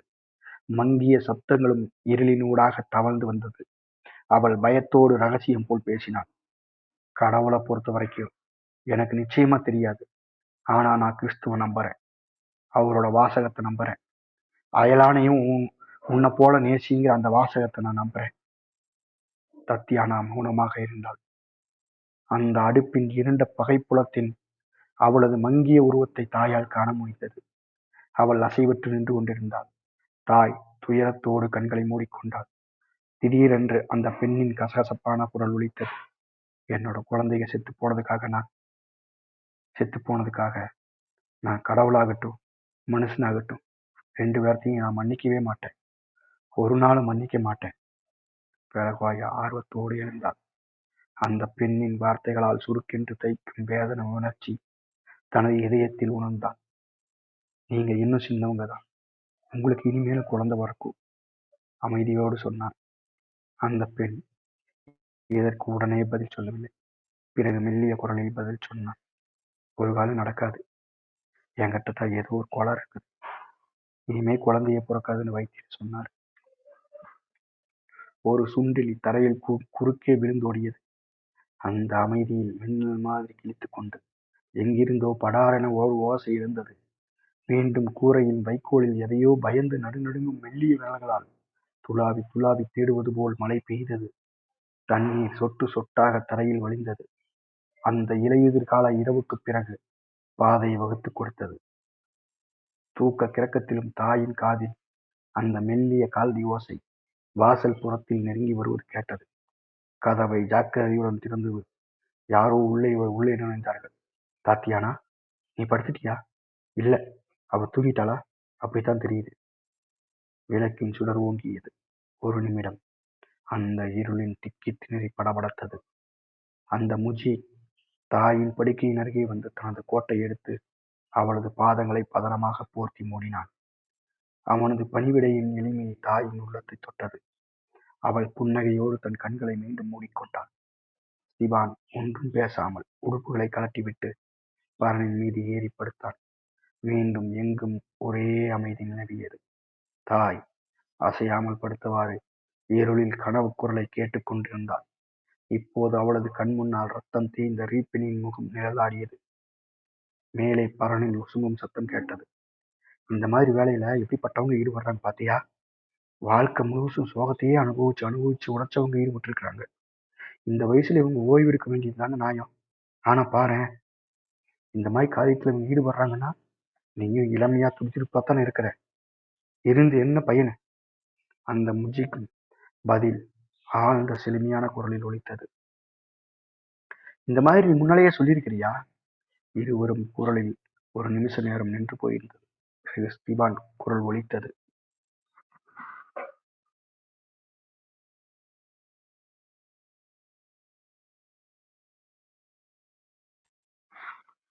இப்படித்தான் ஆரம்பிக்கணும். முதல்ல முஜிக்கு தனித்தனியா பேசணும். உதாரணமா அலெக்சி மாகாவிட்ட பேச தொடங்குவோம்.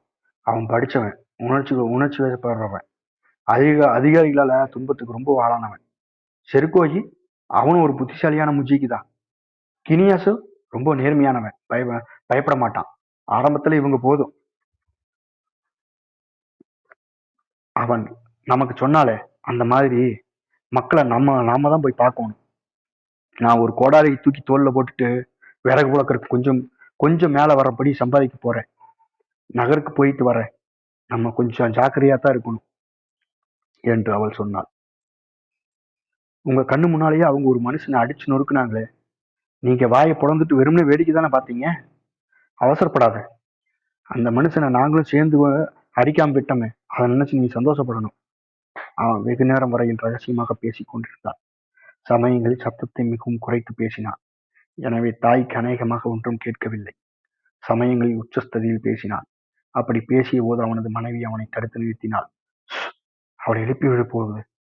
தன்னை கவிழ்ந்த மேகம் போல் சூழ்ந்து வந்த தூக்கத்திற்கு தாய் ஆளாகி தூங்கலானாள். மங்களோன அருணோதய பொழுது அந்த குடிசையின் ஜன்னல் வழியாக எட்டி பார்க்கும் வேளையில் ராத்திரி காவல் ஓய்ந்ததை அறிவிக்கும் தேவாலய மணி ஓசை மிதந்து ஒலித்தது. தாத்தியான தாயை உசுப்பி எழுப்பினாள். நான் தேநீர் தயாரிச்சு வச்சுட்டேன். முதல்ல ஒரு கோப்பை தேநீர் குடிங்க. படுக்கையிலிருந்து எழுந்தோடனே நேராச்சா போனீங்கன்னா ரொம்ப குளிரா இருக்கும். ஸ்திபான் தனது சிக்கலான தாடியை கோதிவிட்டவாறு தாயிடம் அவளது விலாசத்தை கேட்டான். ராத்திரியில் தோன்றியவிட இப்போது முஜிக்கின் முகம் தெளிவாகவும் பரிபூர்ணமாகவும் தோன்றுவது போல் தோன்றியது தாய்க்கு. நடந்ததெல்லாம் எண்ணி பார்க்கும்போது எவ்வளவு வியப்பா இருக்கு. அவங்க தேநீர் பருகும் சமயத்தில் சிரித்துக் கொண்டே சொன்னான் அவன். என்னது என கேட்டாள் தாத்தியானா. இல்ல, நாம ஒருத்தருக்கு ஒருத்தர் பழகி போனதுதான். எவ்வளவு எளிமையா பழகிட்டோம். நம்ம வேலையோடு சம்பந்தப்பட்ட எல்லாமே ஒரே அதிசயமான எளிமைதான் இருக்குது. ஏதேதோ சிந்தித்தவாறு சொன்னாள் தாய். தாயிடம் விடைபெற்றுக் கொள்ளும் போது அவர்கள் எந்த விதமான பரபரப்பையும் வெளிக்காட்டவில்லை. அவர்கள் அவளிடம் பேசாமலே தாங்கள் செய்யும் சின்னஞ்சிறிய பற்பல செயல்கள் மூலம் அவளுக்கு சௌகரியம் செய்து கொடுப்பதில் தங்கள் எவ்வளவு அக்கறை கொண்டவர்கள் என்பதை காட்டிச் சென்றார்கள். தபால் வண்டியில் ஏறி உட்கார்ந்ததும் தாய் நினைத்தாள், ஸ்தீபான் ஒரு வயல் எலியைப் போல மிகுந்த ஜாக்கிரதையோடு சத்தமின்றி களைப்படையாமல் வேலை செய்யத் தொடங்கினான். அவனது மனைவியின் குறைபாடுகள் அவன் காதுகளில் என்றென்றும் ஒலிக்கும். அவனது பசிய கண்கள் கூரிய ஒளி மறையவே மறையாது. தனது இறந்து போன குழந்தைகளை எண்ணி தாய்மை உணர்ச்சியோடு உரிமிக் கொண்டிருக்கும் அவளது பழி வாங்கும் எண்ணம் அவர் உயிர் வாழும் வரையில் தீரவே தீராது. அவன் ரீப்பினை பற்றி நினைத்து பார்த்தாள். அவனது இரத்தத்தை, அவனது முகத்தை, அவனது கனன்றெறியும் கண்களை, அவனது பேச்சை எல்லாம் நினைத்து பார்த்தாள். அந்த அகோரமான மிருகத்தை எண்ணி அவளது மனதில் நிர்கதியான நிலைமையில் கசப்புணர்ச்சி புகுந்து அவளது இதயத்தை கசக்கி இறுக்கியது. நகருக்கு வந்து சேர்கின்ற வழியெல்லாம் அந்த காலை பொழுதில் மங்கிய பகைப்புலத்திலேயே மிகையில் உருவம் அவள் கண் முன்னால் உருவாகி கொண்டிருந்தது. அவனது கட்டுமஸ்தான கரிய தாடி கொண்ட உருவத்தை கந்தல் கந்தலாக கிழிந்த சட்டையோடும் பின்புறமாக கட்டிய கைகளோடும் பரட்டை தலையோடும் அவள் கண்டாள். எந்த உண்மைக்காக அவன் போராடுகிறானோ, எதன் மீது கொண்ட நம்பிக்கையுடன் அது தாக்கப்படுவதால் எழுந்த கோபமும் நிறைந்து பொங்கும் மனிதனாக அவனை கண்டாள்.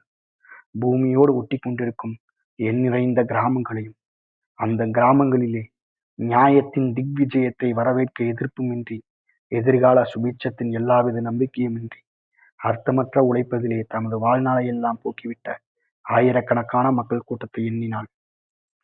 குன்றுகள் பெருத்து கரடு முரடாக உளவற்று கிடக்கும் நிலத்தைப் போல உழுபவனை எதிர்நோக்கி ஆர்வத்தோடும் மௌனத்தோடும் அங்காந்து காத்திருக்கும் தரிசு நிலம் போல வாழ்க்கையை அவள் கற்பனை செய்து பார்த்தாள்.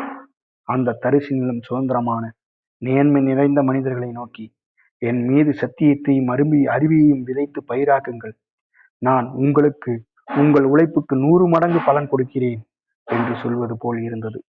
தன்னுடைய சொந்த முயற்சிகளால் தான் பெற்ற வெற்றியை அவள் மீண்டும் நினைவு கூர்ந்தாள். அவளது உள்ளம் ஆனந்த வெறியால் அமைதியாக படவர்த்தது.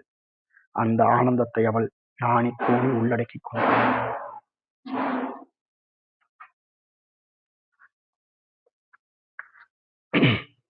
நிகலாய்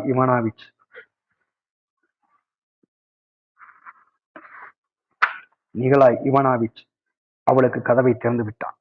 அவனது தலை கலைந்து போயிருந்தது. கையில் ஒரு புத்தகம் இருந்தது.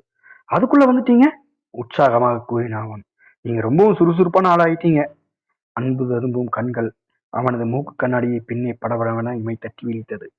அவளது மேல்கோட்டை கலற்றுவதற்கு அவன் அவளுக்கு உதவினான். அன்பு நிறைந்த புன்னகையோடு அவளது முகத்தை பார்த்தான். நேற்றிரவு நம்ம வீட்டை சோதனை போட்டாங்க என்றான் அவன். அதை கண்டு, போன இடத்தில் உங்களுக்கு ஏதாவது ஆபத்து வந்துருச்சோன்னு நான் பயந்து போயிட்டேன். ஆனா அவங்க என்னை கைது செய்யல. உன்னை கைது செஞ்சிருந்தாங்கன்னா எப்படி என்னையும் சேர்ந்து அவங்க நிச்சயம் கைது செஞ்சிருப்பாங்க. அவளை சாப்பாட்டு அறைக்கு அழைத்து சென்றான். போகும்போது ஒரே உற்சாகத்தோடு பேசிக்கொண்டே போனான். என் வேலை போயிடும், அது நிச்சயம்தான். ஆனா அது என்ன கொஞ்சம் கூட பாதிக்காது. மேஜிக் அடியில் உட்காந்து குதிரையை வச்சிருக்கிற அந்த விவசாயிக்கு கணக்கு எடுத்து எனக்கு ஒரே எரிச்சலா போச்சு. யாரோ ஒரு ராட்சதன் திடும் வெறியோடு வெளியில் இருந்த சுவர்களை உலுக்கி வீட்டிற்குள் சாமான்களை உருட்டி தள்ளியது மாதிரி அந்த அறையே ஒரே அலங்கோலமாக கிடப்பதை தாய் கண்டாள். படங்கள் எல்லாம் தரை மீது இறைந்து கிடந்தது. சுவரில் ஒட்டி இருந்த காகிதங்கள் கிளிப்பட்டு துண்டு துண்டாக நாடாக்களைப் போல் தொங்கிக் கொண்டிருந்தது.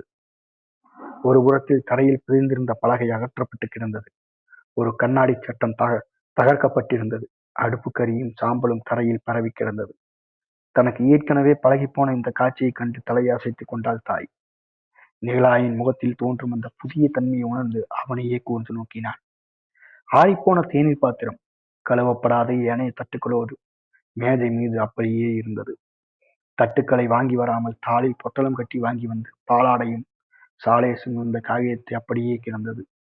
மேஜை துணி முழுவதும் அடுப்பு கரியும் ரொத்தி துண்டுகளும் புத்தகங்களும் குவிந்து கிடந்தன. தாய் லேசாக சிரித்தாள். நிகழாயும் பதிலுக்கு குழப்பமாக புன்னகை புரிந்தாள்.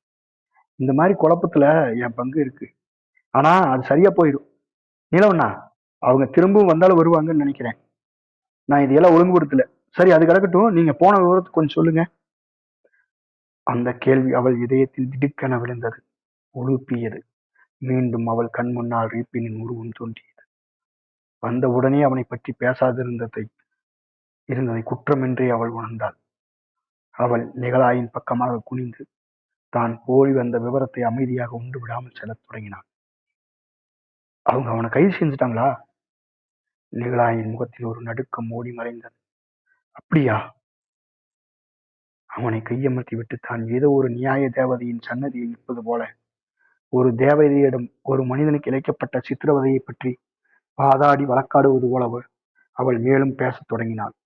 நிகழாயின் நாற்காலியில் சாய்ந்து கொண்டு வெளிரிய முகத்தோடு அடிக்கடி உதட்டை கடித்துக் கொண்டு அவள் சொல்வதை கேட்டுக் கொண்டிருந்தான். அவன் தன் கண்ணாடியை மெதுவாக கழற்றி எடுத்து அந்த மேஜை மீது வைத்தான். தன் முகத்தில் ஏதோ கண்ணுக்கு தெரியாத நூலாம்படை படிந்து விட்டது போல் முகத்தை துடைத்து விட்டுக் கொண்டான். அவனது முகபாவம் திடீரென கூர்மை பெற்றது. கண்ண எலும்புகள் புடைத்து துடித்தது. நாசி துவாரங்கள் நடுநடுங்கியது. இந்த மாதிரி என்றுமே அவனை அவள் பார்த்ததில்லை. அவனது தோற்றம் அவளை பயமுறுத்தியது. அவள் பேசி முடித்த பிறகு அவன் எழுந்து தனது முஷ்டிகளையும் பைகளையும் அழுத்தி ஊன்றியவாறு மேலும் மேலும் நடந்தான். அவன் ஒரு மகா புருஷனாத்தான் இருக்கணுமா என்று பற்களை இறுக கடித்தவாறு அவன் முணுமுணுத்தான். சிறையில் இருக்கிறது அவனுக்கு ரொம்ப கஷ்டமா இருக்கும். அவனை மாதிரி ஆளுகளுக்கெல்லாம் அது கொஞ்சம் கஷ்டம்தான். அவன் தன்னுடைய முஷ்டிகளை அழுத்தியவாறு தனது உணர்ச்சி வேகத்தை தனித்து பார்த்தான். எனினும் அவனது நிலைமையை தாய் உணர்ந்து கொண்டான். அது தாய்க்கு தானாகவே தெரிந்தது. அவன் தன் கண்களை சுருக்கினான். கண்கள் கத்தி முனையைப் போல் நீண்டு சுருங்கியது. மீண்டும் அவன் மேலும் கீழும் நடந்தவாறே அடங்கி குமரும் கோபத்தோடு பேசத் தொடங்கினான். இந்த பயங்கரத்தை எண்ணி பாருங்களேன். ஜனங்க மேல தங்களுக்கு இருக்கிற ஆதிக்கத்தை நிலநிறுத்தணுங்கிற அந்த வெறி உணர்ச்சியில சில அயோக்கிய நபர்கள் ஒவ்வொருத்தரையும் உதைக்கிறாங்க, கழுத்தை நெரிக்கிறாங்க, நசுக்கிறாங்க. காட்டு மிராண்டித்தனம் பெருகி வளருது. கொடுமையே வாழ்க்கையோட நியதியா மாறிடுது. இதை கொஞ்சம் நினைச்சு பாருங்களேன். அவங்க சிலர் ஜனங்களையே அடிச்சு நொறுக்கி மிருகங்களை மாதிரி நடத்துறாங்க. ஏன்னா சட்டம் தங்களை எதுவும் செய்யாது, எல்லாம் தெரிஞ்சு வச்சுக்கிறாங்க. சித்திரவதை செய்ததில் அவங்க பெரிய அவார்டே வாங்குவாங்க. அடிமைகளோட அடங்காத பைத்திய வெறியை பயன்படுத்திட்டு அந்த மக்களோட அடிமை உணர்ச்சியையும் மிருக உணர்ச்சியையும் அந்த பரிபூர்ண வேகத்தோட பாய்ந்து கொதற மாதிரி அவிழ்த்து விடுறாங்க. வேற சிலர் பழிக்கு பழி வாங்குற விஷ ஆசைக்கு ஆளாகிறாங்க. தான் வாங்கின அடி உதைகளால உண்மையாவும் செவிடாவும் போறாங்க. சிலர் இந்த மக்கள் குலத்தையே சீரழிச்சு விடுறாங்க. அவன் பேச்சை நிறுத்திவிட்டு மௌனமாக பற்களை கடித்தான். இந்த மாதிரியான மிருக வாழ்க்கை நீ உன்னையும் மீறி மிருகமாக முடியாது. அவன் தான் உத்வேகத்தை அடக்கி கொண்டவாறே அழுது கொண்டிருந்த தாயின் பக்கம் அமைதியாக திரும்பி தனது கண்கள் பிரகாசிக்கும் நிலையான ஒளியோடு அவளை பார்த்தான். நாம நேரத்தை வீணா போகக்கூடாது அம்மா. நாம முன்னால் இன்னும் நிறைய காரியம் பண்ணணும். சோகம் நிறைந்த புன்னகையோடு அவள் பக்கம் சென்று அவள் கரத்தை பற்றி பிடித்துக் கொண்டான். ஆமா, உங்க பெட்டி எங்க? சமையல் அறையில. நான் வீட்டு வாசல்ல உளவாளிக்கு திரியிறாங்க. அதுல எல்லாமே அவங்க கண்ணில் படாம நம்ம வெளியே கொண்டு போக முடியாது. அதை மறைச்சு வைக்கிறதுக்கு இடமில்லையே. இன்னைக்கு ராத்திரி அவங்க மறுபடியும் சோதனை வந்தாலும் வருவாங்கன்னு நினைக்கிறேன். எவ்வளவு வருத்தமா இருக்குது. சரி, அதையெல்லாம் தீ வச்சு கொளுத்திடலாமா? எதை? அதான் அந்த ட்ரங்க் பெட்டியில் இருக்குதே. தாய் புரிந்து கொண்டாள். அவளை எவ்வளவுதான் வருத்தங்கள் இருந்த போதிலும் தனது காரிய சாதனையை எண்ணி அவள் மனதில் ஏற்பட்ட பெருமை உணர்ச்சி புன்னகையாக உருவெடுப்பதை அவளால் தவிர்க்க முடியவில்லை. அதுல ஒண்ணுமே இல்லப்பா, அதுல ஒரு துண்டு கடுதாசி கூட கிடையாது சொல்லிவிட்டு அதன் பின்னர் தான் ஸ்திபான் சுமோகோவையும் சந்தித்த விவரத்தையும் கொஞ்சம் கொஞ்சமாக உற்சாகத்தோடு சொல்ல ஆரம்பித்தான். ஆரம்பத்தில் நிகழாய் முகத்தை சுழித்தவாறு ஆர்வத்தோடு கேட்டான். ஆனால் அந்த சுழிப்பு சீக்கிரமே மறைந்து அவன் முகத்தில் வியப்பு குறிப்படர்ந்தது. இறுதியில் அவன் உணர்ச்சி பரவசமானான். அவள் பேச்சில் குறுக்கிட்டு கத்தினான். அபாரமா, அபாரம், அருமையான வேலை செஞ்சிருக்கீங்க. அவன் அவள் கைகளை இறுக்கப்பற்றி மெதுவாக சொன்னான். உங்களுக்கு ஜனங்க மேல எவ்வளவு நம்பிக்கை. நான் உங்களை என்னோட சொந்த தாயாவே நேசிக்கிறேன். அவன் ஏன் இப்படி உணர்ச்சி வசப்பட்டு உற்சாகம் அடைகிறான் என்பதை புரிய முடியாமல் அவனை வியப்போடு கூர்ந்து நோக்கியவாறு புன்னகை புரிந்தாள் தாய். பொதுவா இது ஒரு மகத்தான காரியம்தான் கூறிக்கொண்டே அவன் தன் கைகளை தேய்த்துக் கொண்டான். மெதுவாக சிரித்தான். கடந்த சில நாட்கள்ல எனக்கு பொழுது ரொம்ப அருமையா கழியுது. முழு நேரமும் தொழிலாளர்கள் கூடயே கழிஞ்சிருது. அவங்களுக்கு நான் பாடமும் அவங்களோட சேர்ந்து பேசினேன். அவங்கள பார்த்து உணர்ந்தேன். என் இதயத்துல ஏதோ ஒரு புனிதமான பரிபூர்ணமான ஒரு வியப்பூற்ற உணர்ச்சி நிறைஞ்சு ததும்புது. அவங்க எவ்வளவு அருமையான மனுஷங்க. அம்மா, நான் வாலிப தொழிலாளர்களை பத்தி பேசுறேன். அவங்க எவ்வளவு பலமும் உணர்ச்சியும் அறிவு தாகமும் இருக்கிறவங்களா இருக்காங்க. அவங்கள பார்க்கும்போது என்னைக்காவது ஒரு நாள் இந்த ருசிய தேசம் உலகத்திலேயே ஒரு தலை சிறந்த ஜனநாயக நாடா வழங்க போகுது. அந்த எண்ணம் எனக்கு அடிக்கடி உண்டாயிட்டே இருக்குதம்மா. அவன் தன் கூற்றை அழுத்தமாக ஆமோதிப்பதைப் போல் சபதம் எடுப்பதைப் போல் கரத்தை நீட்டினான். பிறகு ஒரு கன நேரம் கழித்து மேலும் பேசத் தொடங்கினான். இந்த புத்தகங்களோட உருவங்களோடையும் உட்கார்ந்துகிட்டு எனக்கு புளிச்சே போயிடுச்சு. ஒரு வருஷ காலம் இதே மாதிரி வாழ்க்கை, பயங்கரமான வாழ்க்கை வாழ்ந்தாச்சு. நான் தொழிலாளர்களோட வாழ்ந்து பழக்கப்படுறவன். ஆனா நான் ரொம்ப சிரமத்தோட பதனத்தோட அவங்க கிட்ட இருந்து தனிமைப்பட்டு வாழ்றதா எனக்கு தோணுது. ஆனா இப்ப நான் மறுபடியும் சுதந்திர புருஷன் ஆயிட்டேன். நான் இனிமேல் முழு நேரம் அவங்களோடய வாழ போறேன். அவங்களோட உழைக்கணும். நான் சொல்றது புரிஞ்சுதா? இளம நிறைஞ்ச அந்த சிருஷ்டியோட சக்தி முன்னால ஒரு புதிய சிந்தனை, என்னைக்கும் இந்த பிள்ளை தொட்டுல நான் வளர்ந்து வளர்ச்சி வரணும். இது ஒரு அபூர்வமான அழகான வளர்ச்சி, பிரம்மாண்டமான உணர்ச்சி கிளர்ச்சி. அப்படிப்பட்ட வாழ்க்கை ஒரு மனுஷனை இளைஞனாக்குதுமா, பலசாலியாக்குது. அதுவே வாழ்க்கையில ஒரு செழிப்பு நிறைஞ்ச மார்க்கமாக மாறுது. அவன் ஆனந்தத்தையும் பரவசத்தையும் குழப்பத்தோட சிரித்தான். அவனது ஆனந்தத்தை தானும் உணர்ந்து அதில் பங்கெடுத்துக் கொண்டாள் தாய். மேலும் நீங்க ஒரு அற்புதமான பிறவி என்றான் நிகழாய். எவ்வளவு தெளிவா மக்களை வர்ணிக்கிறீங்க. அவ்வளவு நல்லா அவங்கள நீங்க புரிஞ்சு வச்சிருக்கிறீங்க. அவன் தாயின் அருகே உட்கார்ந்தான். முதலில் தனது பிரகாசம் பொருந்திய முகத்தை ஒரு புறமாக திரும்பிக் கொண்டு தனது உணர்ச்சி குழப்பத்தை மறைப்பதற்காக பிடரி மயிர்களை கோதி விட்டுக் கொண்டிருந்தான். ஆனா சீக்கிரமே அவன் தாயை நோக்கி திரும்பினான். அவளோ தனது அனுபவங்களை ஒன்று விடாமல் தெல்ல தெளிவாக படம் பிடித்து காட்டுவது போல் எளிய வார்த்தைகளால் விவரித்துக் கொண்டான். அதிசயந்தாம்மா, வியந்தான் அவன். உங்களை ஜெயில தள்ளுறதுக்கு எத்தனையோ சந்தர்ப்பம் இருக்குது. இருந்தாலும் ஆமா, விவசாயிக விழிப்புட்டு எழ தொடங்கிட்டாங்க. நல்லா தெரியுது. அது ஒன்றும் அதிசயம் இல்லை, இயக்கதானே. அந்த பொண்ணு, அவளை நான் நல்லா கற்பனை செஞ்சு பார்க்குறேன். அந்த கிராம பிரதேசத்துல உழைக்கிறதுக்குன்னு சில பிரத்யேகமான ஆட்கள் நியமிக்கணும். நம்மள போதுமான ஆள் இல்லை. நமக்கு நூற்றுக்கணக்கான தோழர்கள் வேணும். பாவல் மட்டும் வெளியில இருந்தானா, அந்திரேயும் கூட இருந்திருந்தானா? தாய் மெதுவாக சொன்னான். அவன் அவளை பார்த்தான். உடனே கண்களை தாழ்த்தி கொண்டான். அம்மா, நான் சொல்ல போற விஷயத்த உங்களுக்கு சிரமம் தரதா இருக்கலாம். நான் பாவலை பத்தி எனக்கு நல்லா தெரியும். அவன் ஜெயிலிருந்து தப்பிச்சு வரவே மாட்டான். அது மட்டும் எனக்கு நிச்சயம். அவன் விசாரணைக்கு தயாராக இருக்கத்தா விரும்புவான். இந்த விசாரணை மூலமா தன்னோட முழு உருவத்தையும் காட்ட நினைப்பான். அதுக்காக கிடைச்சிருக்கிற இந்த சந்தர்ப்பத்தை அவன் உதறி தள்ள மாட்டான். அவன் சைபீரியால இருந்து வேணா ஓடி வருவானே ஒழிய. தாய் பெருமூச்செழுந்து விட்டு மெதுவாக கூறினான். ஆமா, அதெல்லாம் அவனுக்கு நல்லா தெரியும். நான் கண்ணாடி வழியா அவனை பார்த்து மறுகணமே சொன்னான் நிகழாய். உன்னோட அந்த முஜிக் போல சீக்கிரமே நம்ம பார்ப்பான், நான் நம்புறேன். தெய்வனை பத்தி விவசாயிகளுக்கு ஒரு துண்டு பிரசுரம் எழுதியாகணும். துண்டு பிரசுரத்துல அவனுக்கு எந்த கெடுதியும் விளையாது. நான் இன்னைக்கு எழுதிக்கிறேன். லூத்மியா அதை சீக்கிரமே அச்சடிச்சு கொடுத்துருவா. ஆனா அந்த பிரசுரத்தை அவகிட்ட இருந்து எப்படி கொண்டு போய் சேர்க்கறது? நான் கொண்டு போய் சேர்க்கிறேன். இல்ல, நன்றி, நீங்க வேண்டாம், அவசரமாக சொன்னான் நிகழாய். நிகழாய் விழிச்சுக்க முடியுமா? யோசிச்சு பாக்குறேன். அவங்ககிட்ட நான் கேட்டு பார்க்கட்டுமா? முயற்சி பண்ணி பாருங்க. எப்படி எப்படி செய்யணுமோ அப்படிங்கறத அவனுங்கிட்ட சொல்லி கொடுங்க. ஆனா நான் என்ன செய்யறது? கவலைப்படாதீங்க, உங்களுக்கு வேற வேலை பார்க்கலாம். அவன் எழுந்து உட்கார்ந்தான். மேஜையை சீர்படுத்தி கொண்டே அவன் அவளை கவனித்தான். வரி வரியாக வார்த்தைகள் நிரப்பிச் சொல்லும் அவனது விரல்களினால் பேனா நடுநடுங்கிச் செல்வதை பார்த்தான். சமயங்களில் அவனது கழுத்து தசை நெளிந்தசைந்தது.